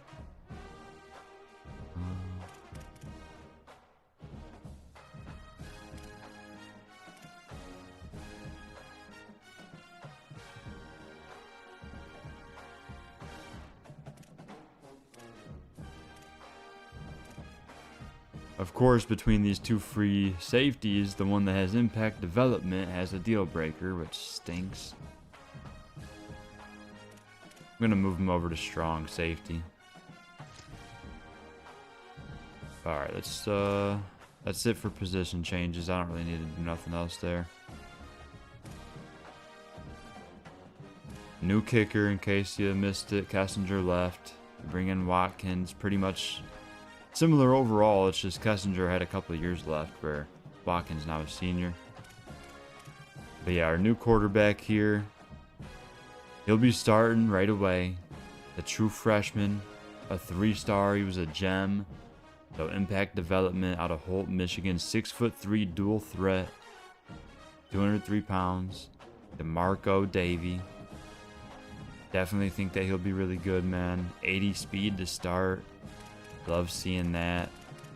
With 90 throw power. The accuracies, of course, aren't that great to start. But 90 throw power and 80 speed. And impact development. He's going to start for 4 straight years, so. Gotta think he'll be pretty dang good by the end of it. Go ahead and advance.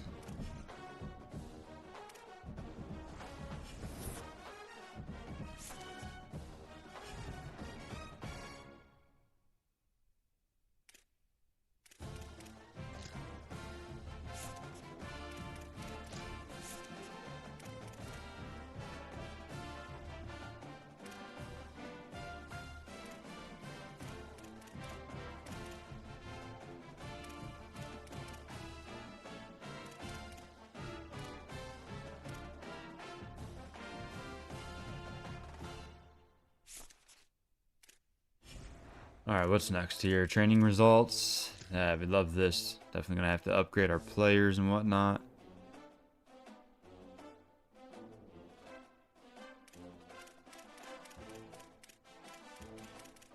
Oh, so they don't get as many skill points as they did last year. Or maybe that's just because I'm at Eastern. Maybe it's because we don't have that great of facilities. I'm not sure. I'm used to last year where I was at Cal, so it's a much different pace. Alright, I gotta go through here and progress these players, so hopefully it doesn't take too long. I ain't gonna lie though, I'm not playing the first game of the next year. There's no way I'm gonna be able to get that done. This took a lot longer than I expected. And it's getting late and I'm old and have to work in the morning. So 26 points to work with for Waller. Actually, you know what? Hold on. Let me just... I'll do that. I'll do that next time. Actually...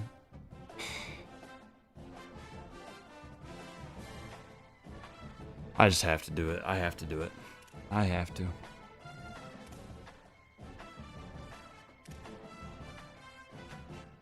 Look at his zone up. And his man.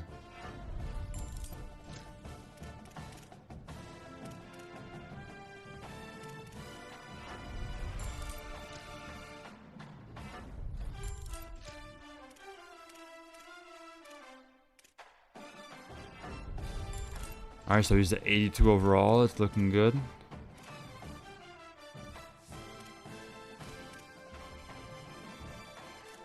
What was the kicker? Jeez.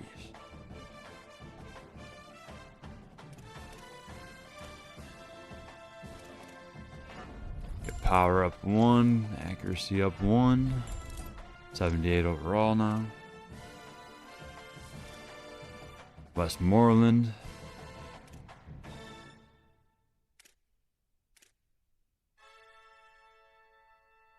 You know what? I'm right. This is going to take too long. I'm just going to do all the upgrades off stream. So, like, I'll have to do all that, then set the depth chart.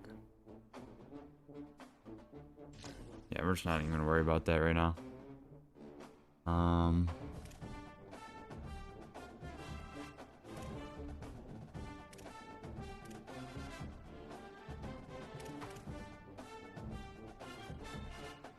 Guess I'll just advance, nothing else to do.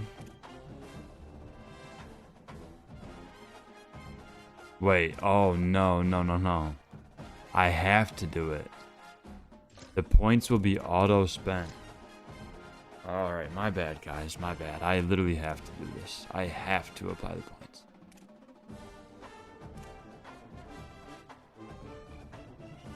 Ah, it sucks. He's at 19 points. Just one more point could have got his speed up. And I can't save it. He auto spent. Even without auto progression on it.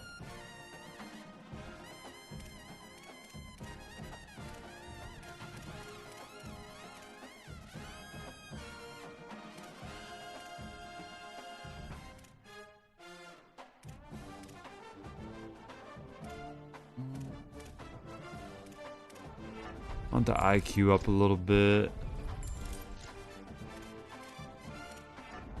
Route running a little. And we'll just do 2 on elusiveness. Alright, Westmoreland at 80.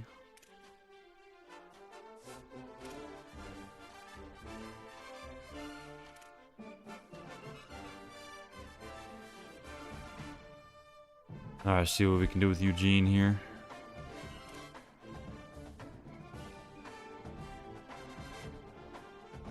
Ooh, hold on, wait.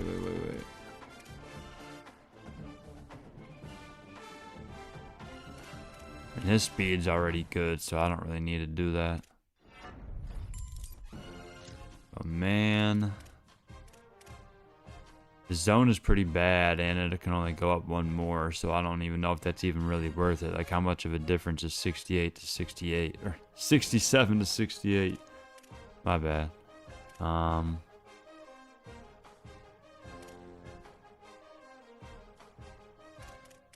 Yeah, let's just double up on that man and then throw the rest. Yeah, we might as well get his speed up even more. We gotta have at least one guy that's just a straight speed demon out there. PJ Eugene, 92 speed, another transfer addition. So yeah, Waller and Eugene and Dobbs should be locked down, man. I mean, that's much improved cornerback room. Of course, Dobbs, the one returner that was on the team before. Oh no, he is capped out though. We cannot even bump up his man in zone. Oh no. This is not good. I wanted to play nothing but man coverage this year. I mean, we still might be able to, but that sucks. I'm capped on both of them.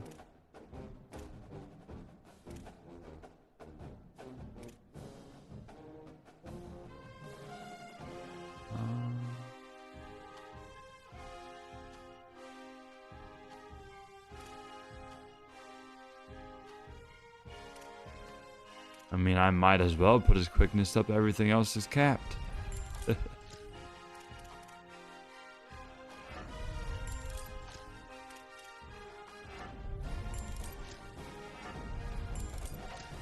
Alright, so still just a 75 overall, unfortunately.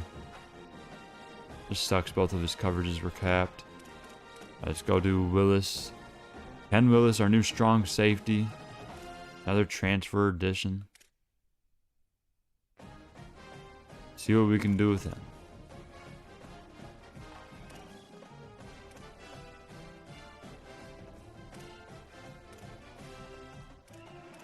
Go 1 on IQ. 1 on pass coverage. Actually, we'll go 2 on pass coverage. Then we'll go this on run support.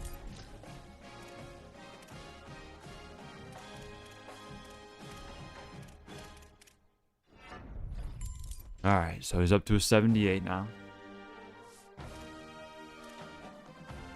Check it out.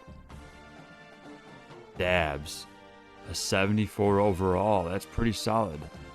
He was only listed as a 1-star. Maybe because he's already a senior, but I'll take that. A 74 overall from a guy that was listed as a 1-star. Come on now.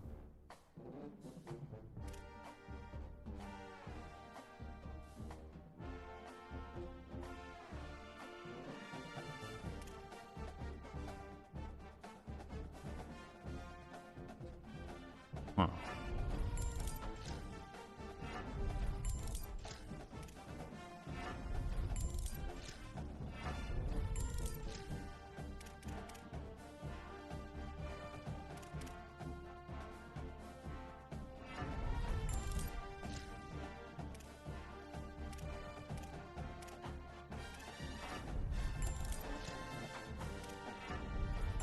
So he's all the way up to a 78 now. That's pretty nice. That was a good pickup.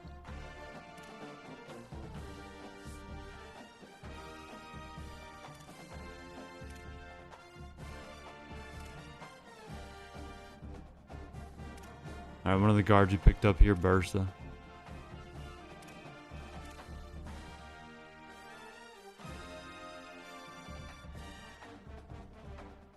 Bump that power up. You know, it takes 20 skill points. That's a lot, but it's worth it.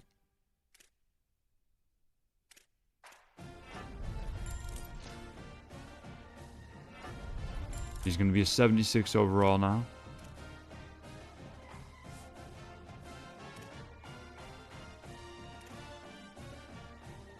All right, Jamal Clemens, running back that we got out of the portal.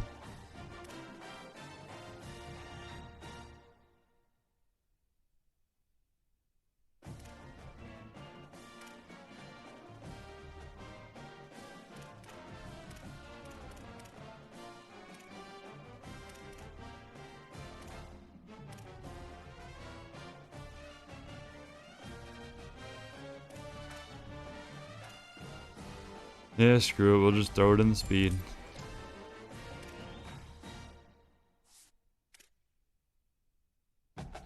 Alright, Corey Sims was a 3-star receiver we picked up there. Gadget archetype. He's 6'3" out of St. Louis. Redshirt sophomore. Should be able to get him up to a 75 at least. Oh no, his quickness is capped? Come on. That's alright though. 89 is very well usable. Catching is not good. Definitely got to get that up.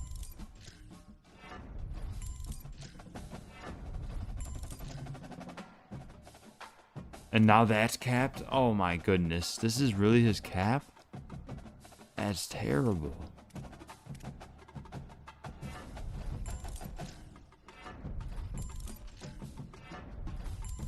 Like, I really need to get his catching up a little bit more, but I just can't.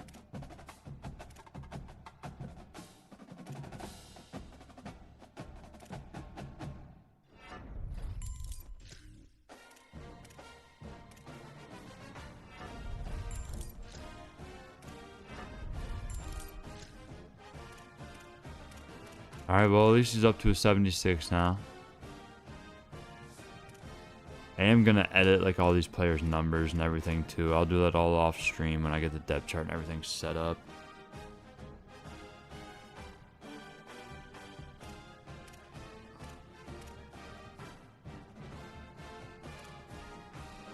The good old Malachi James, of course. Should be our lead back this year. A senior now.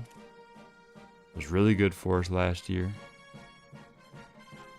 Dang, he's already got 94 speed and I can get it up some more.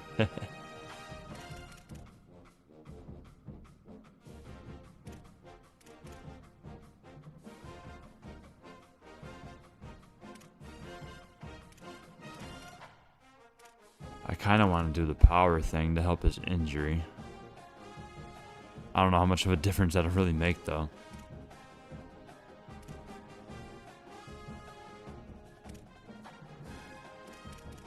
Yeah, he'll be alright. He'll be alright, man. This is last year. Let's just throw it on speed. Get it up to 95. Gonna be wild seeing him out of the backfield.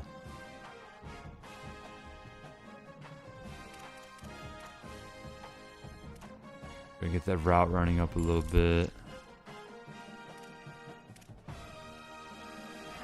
Hands, of course. And elusiveness.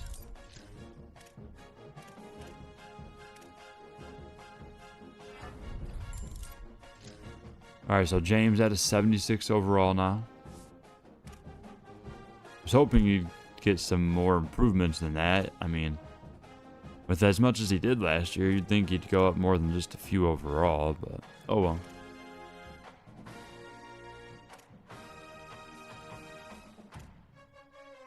I probably won't do every single player. We'll probably just do a few more, then auto progress the rest.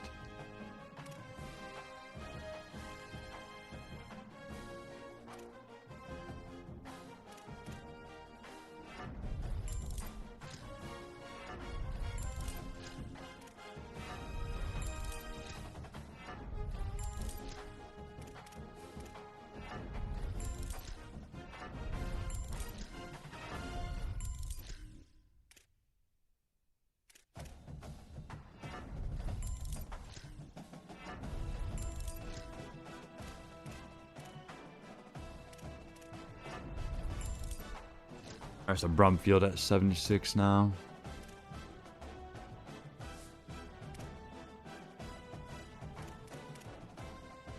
Oluweme, definitely got to check his. Going into his final year.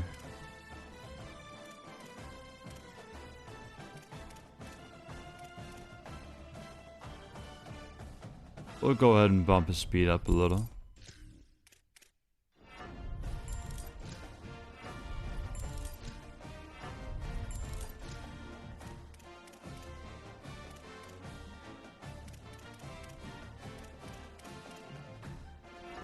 Sucks that run stopping was already capped, man. I would love to get his block shedding into the 70s at least.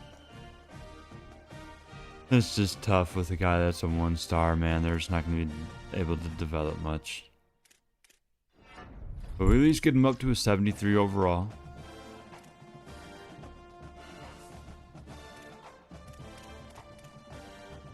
Alright, Raekwon Adkins. Let's see. Like I said, just gonna do a couple more players and I'll auto progress the rest. Ah, these caps suck.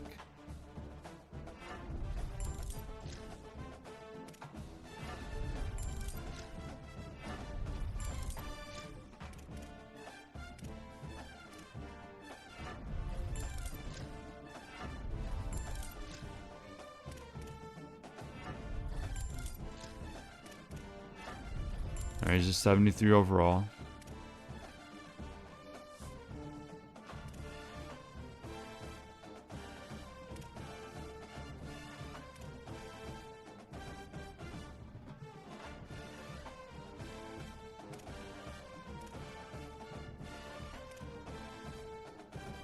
I do want to check Stammer because I did move him from edge to D tackle.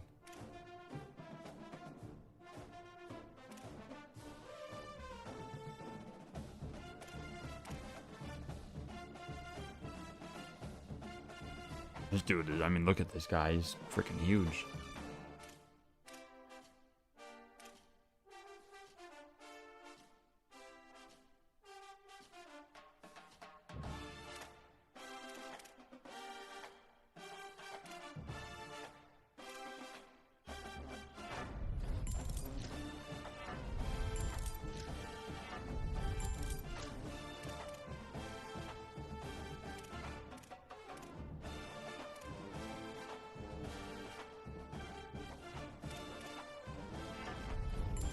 Alright, 71 overall there for Stammer.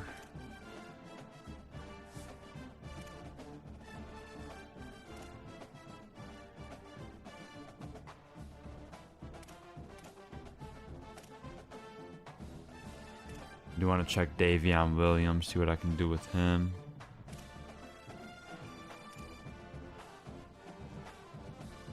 Alright.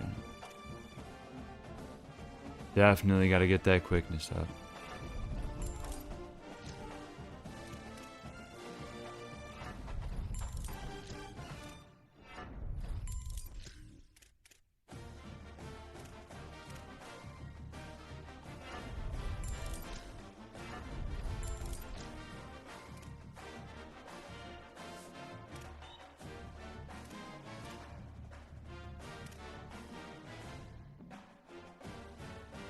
Check Vernon Rivers.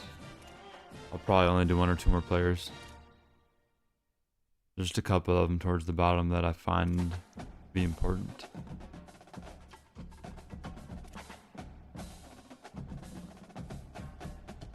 Go ahead and get some more speed off the edge there for Rivers.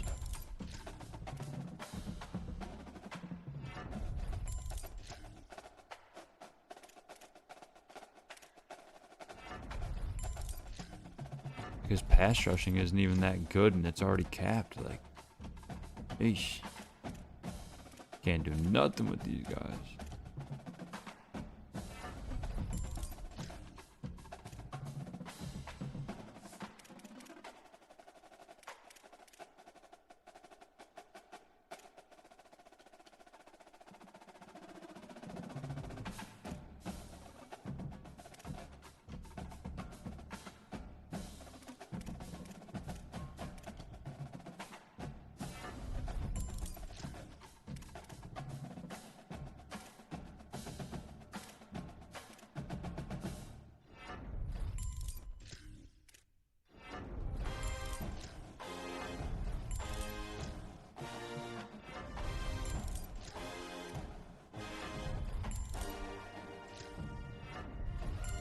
Yeah, we might not be using the tight end much this year at all. That's for sure.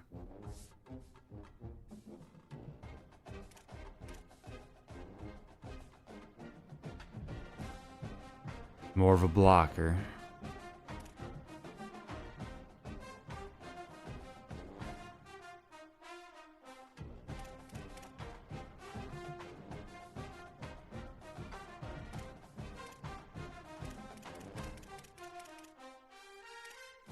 What happened?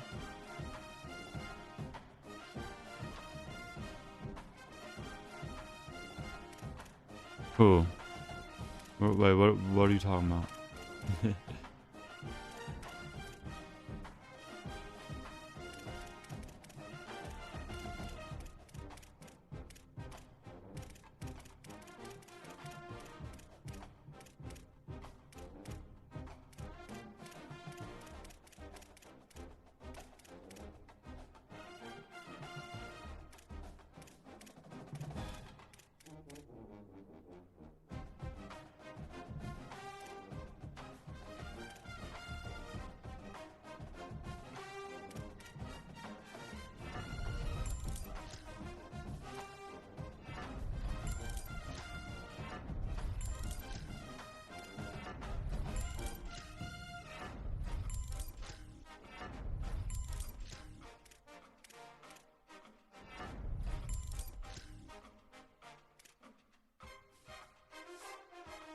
Um,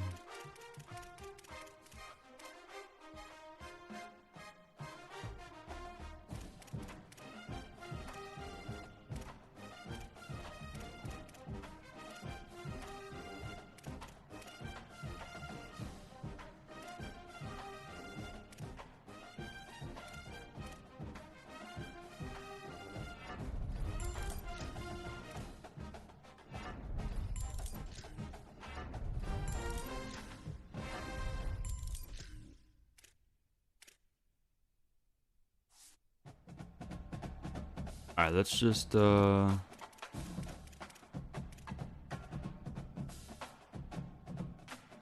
Johnson's the last one I'm looking at, then I'll press the rest so we can probably wrap things up here in the next 20 minutes or so. It's been a long off season here. At least I can do it a lot quicker in the next ones now that I pretty much know what I'm doing.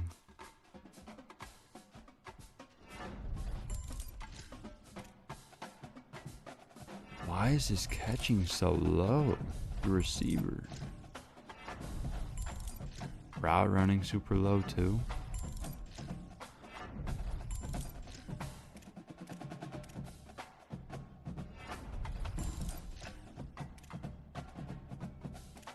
I thought he was going to be a better player. Johnson was higher rated than Dabs was, and Dabs is a way higher overall. All right.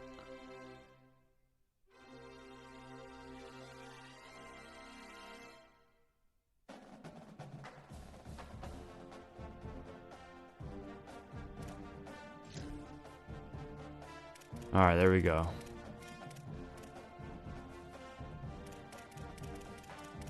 I think that's everyone auto progress now.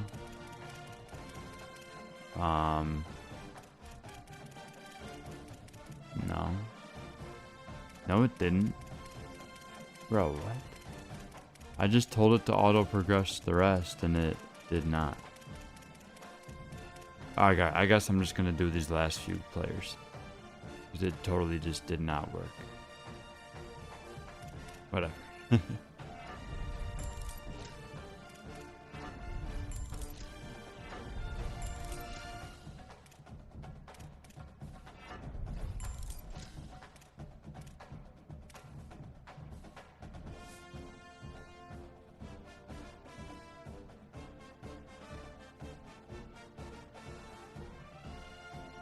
Red shirt who? Which one?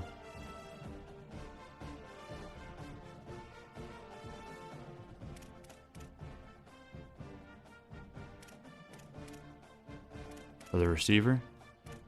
I think he was already red shirted. Yeah.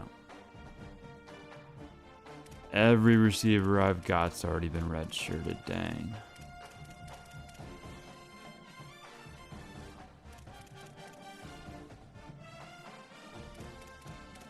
Alright, I think there was like 2 other players I gotta do real quick. I don't know why it didn't work. Like, I just told it to auto progress and it just didn't do it.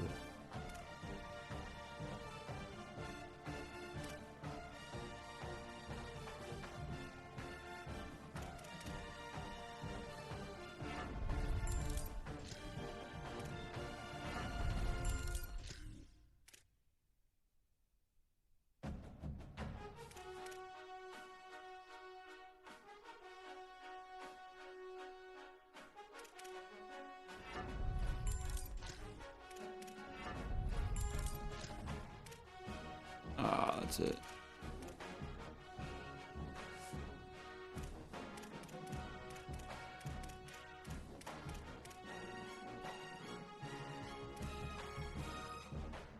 I think it progressed everyone other than the guards.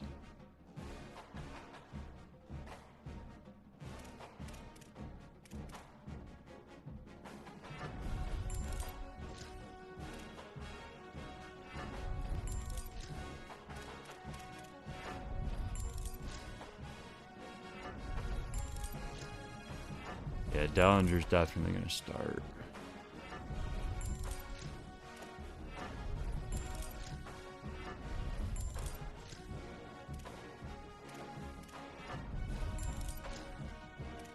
All the way up to a 73 overall. That's some good progression from him.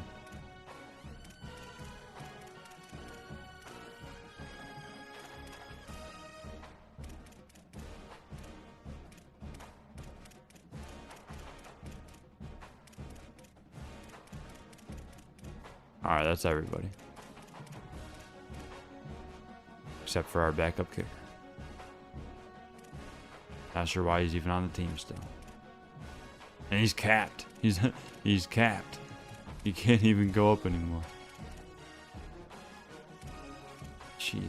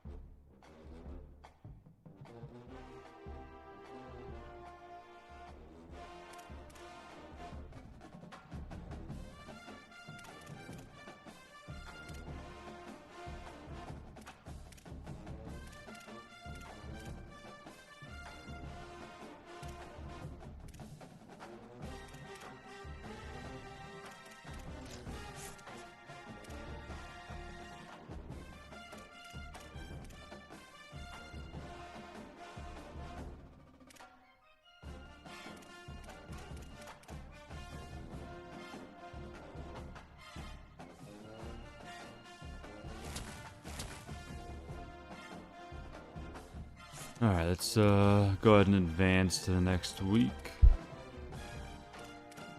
Wait, didn't I just use my... I thought I just used this. Oh wait, never mind. Never mind.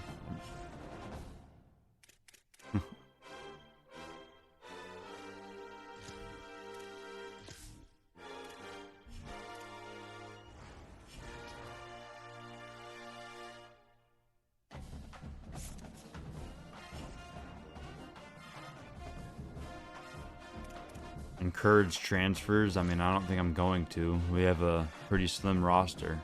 Oh my gosh, 61 players? Holy. I didn't realize it was that bad. Oh my goodness. We are 24 players under the limit. Oh my gosh. I might not even be able to redshirt anybody. I didn't realize it was that low. Holy cow. Man, we lost a lot of players, bro. Oh my goodness, I'm gonna have to recruit super heavy this year. I mean, it's hard to. I don't have a lot of hours to work with. I have no NIL. I mean,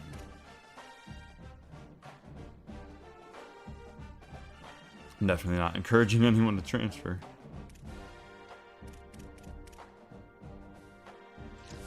Yikes. I did not realize it was that low, man. 61 players that's bad, bro. That is bad.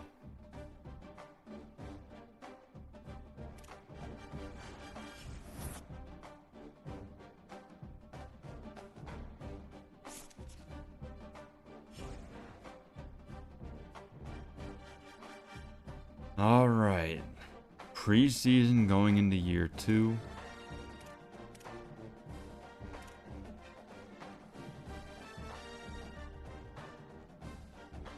Alright, hire the staff, manage the blueprint.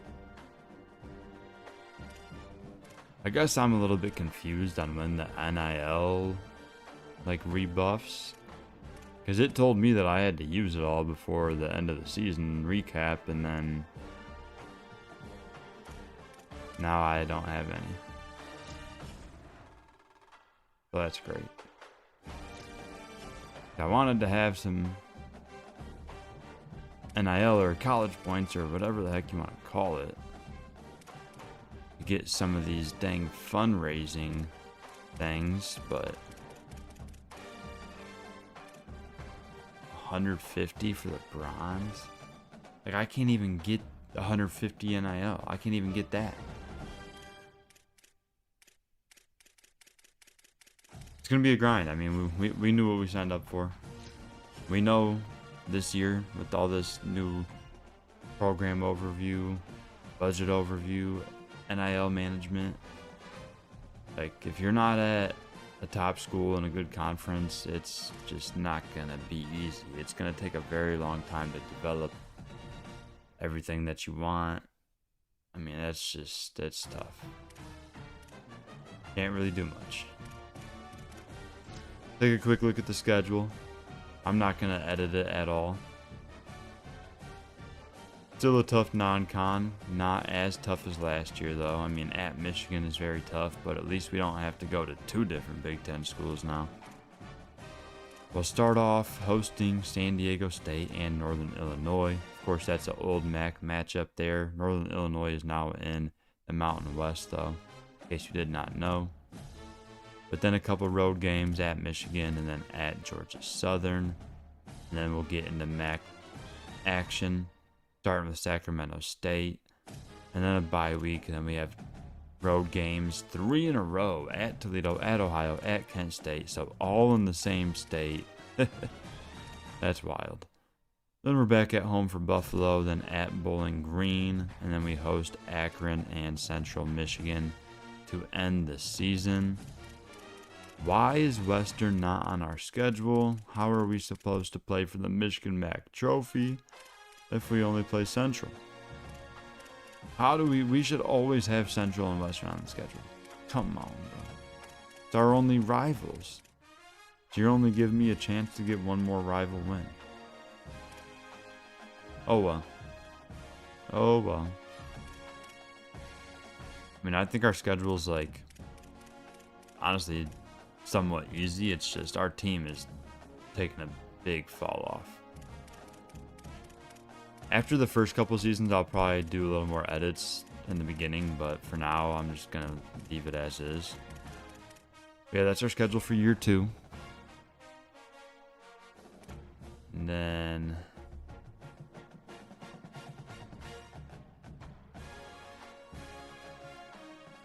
I'm gonna wait till next time to set up our recruiting board and do the scouting. Probably just gonna end things here. So check out the preseason All-Americans.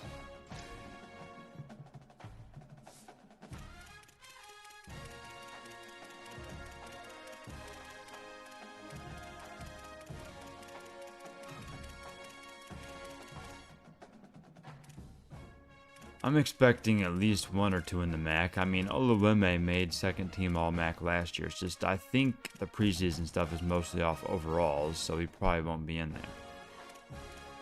Yeah, first team.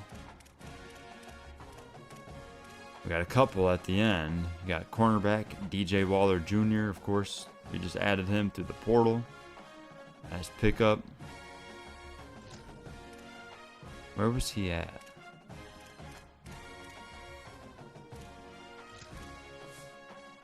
Okay, he's from Louisville. So that's nice.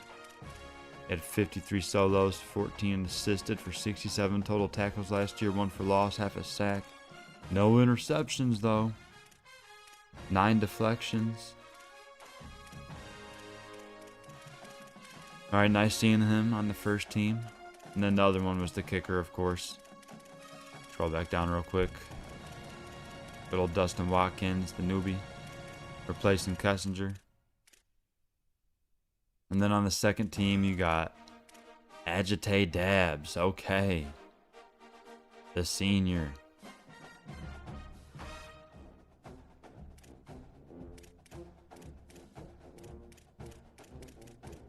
No one else? Okay. Ken Willis. Another portal addition. The strong safety. And then our punter, Daniel Hall. So at least a few players.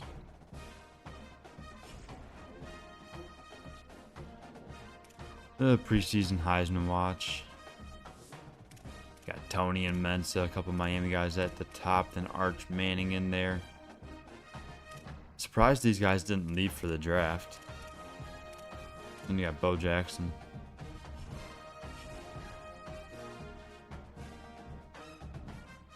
Of course, we won't be involved in this as we're ranked like 119th in the country or something like that, but figured I'll scroll through the top 25 for anyone that is interested.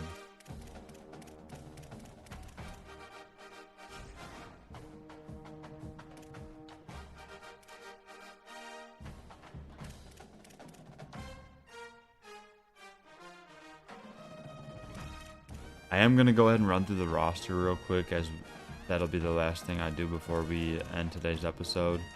Then next time, of course, we'll finish setting up the recruiting board for year 2, do the scouting, and then I'll also set the depth chart and show you if I redshirt anybody. I'll probably still end up redshirting a few guys, just as far as, you know, saving eligibility and whatnot, but with our roster being so low player wise, I can't really redshirt many guys. It'll probably just end up being like 4 or 5 guys redshirted, and you know, I'll finalize that depth chart and show it next time as well. But we'll finish things off by just showing where the roster's at right now.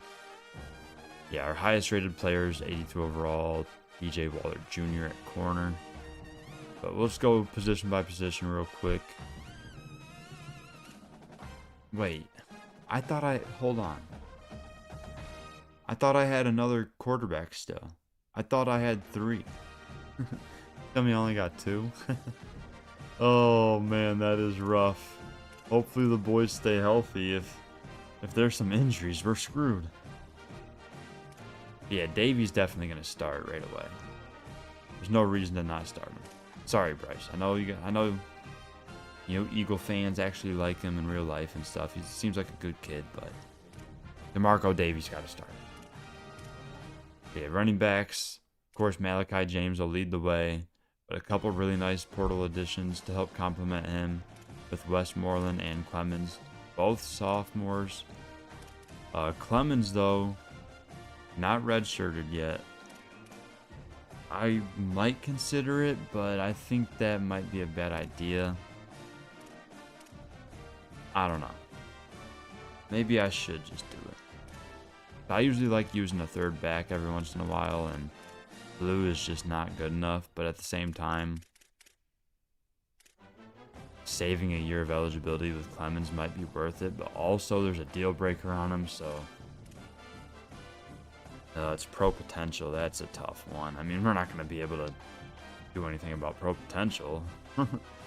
Oh, that's tough. I don't know. That'll be a decision for next time. Our receivers leading the way. A couple portal guys. You got Dabbs and Sims, and then Lehman and Wilkins return with Floyd. You got Beasley in there as well.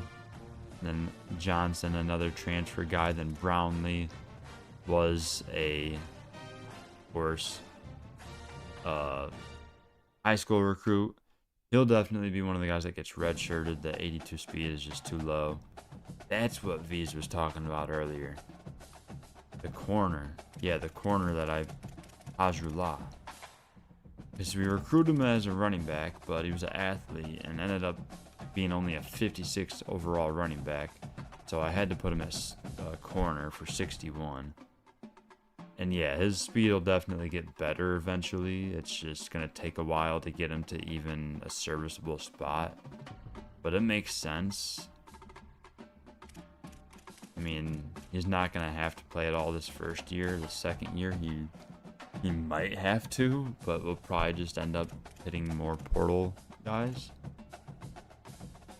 Alright, let's keep on rolling through this roster real quick to end things. Fullback, don't have one. Tight ends, it's a skinny room there. We lose the master. We're just left with Grant, who is a pure blocker. And then Louis Smith, the freshman. Very low overall, but he's going to have to play. Like, regularly, I would definitely redshirt someone like this, but I just did not do enough recruiting-wise. I completely effed up. And it is what it is. We learn from our mistakes, and we'll make sure to not let this happen again going forward. But yeah, man, left tackle would be Brumfield. Jackson, not a good backup. Dellinger, solid starting guard. Bradbury, wanted to redshirt him, and I still might. But with us just not having that many players, I might not be able to. Like him and Mama, like, might have to play one and redshirt the other. Yeah, I mean, it's definitely taken some steps back in year two, like I told y'all. I mean, I tried to tell you last episode. I was like, I'm telling you right now, it's definitely roster-wise, overall-wise, everything is going to be much worse. But if I can just play good enough and still win enough games, then it'll be alright. To the edge rushers, Rivers out of the portal. Then you got Taylor and Debayek. Don't know how to say that. The other side, you got King, another portal guy, then Payton and Finley. I mean, that was just a one-star insta-commit. Might develop into a decent backup, but yeah, not expecting much there. Defensive tackle, you got Patterson and Oluweme leading the way. Stamer was an edge rusher through the portal, but we move him over to D-tackle as he will probably be leading the way there after this season. Gardner there. Sam, strong side linebacker. You got Lamar Coffey, a true freshman that we brought in. And then Brownwell. So Coffey, someone that could possibly get redshirted, but I don't know. Then at the mic, you got Noah and Macklin, of course. The 3-star that we just brought in out of high school. Not sure if I'm going to start Noah or not. We'll see what happens. I really like Macklin's speed. Jackson has some good speed too, though. I don't know. We'll see what we end up doing, but I'm just showing you the roster at least. The Will linebackers, you got Colin Maine, and then Gregory Torello was a 2-star out of high school, so yeah, he's definitely going to be redshirted. There's our corners, of course, the best player on our team, DJ Waller Jr. Then you got PJ Eugene, another portal guy.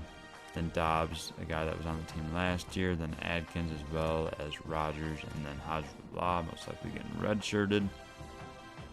Then free safety, you got Hester, senior. And then Benson and Anderson, a couple portal guys. And then Stingley out of high school, very low rated. Hopefully develops all right. Yeah, not much speed here at the free safety spot. Definitely not something I like to see. Strong safeties, got Ken Willis leading the way. Then Davion Williams and Malachi Ware. I might end up starting one of these guys at free safety. I just need more speed out there, man. Even Ware played a good amount last year, so probably be the second safety and move Williams over to free. But yeah, kicker, Justin Watkins, punter, Daniel Hall. And that's it for the roster. But yeah, man, that is it for this episode. I know it was a lot of menu stuff. I know I didn't even play a game for it. It sucks, but I've been live for 2.5 hours. I didn't think it would take this long, and at least I got everything in my mind now that I need to know going forward, so I can do the off season much quicker next time. I might even do it off stream. Who knows? We'll see what I end up doing, but I mean, we still technically have to finish. Like, we're still in the preseason part, but I've just, like I said, it's been 2.5 hours. It's been a lot. We at least showed you the roster, the schedule, and everything.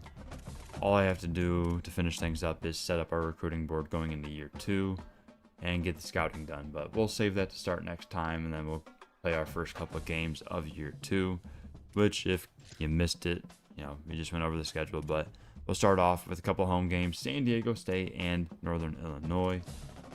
So hopefully we get a good start. It'll be tough though with the new team, a ton of new players, a lot to learn early on. But yeah, we'll see what happens, man. A couple, you know, the new coordinators as well. We'll see how they call these games.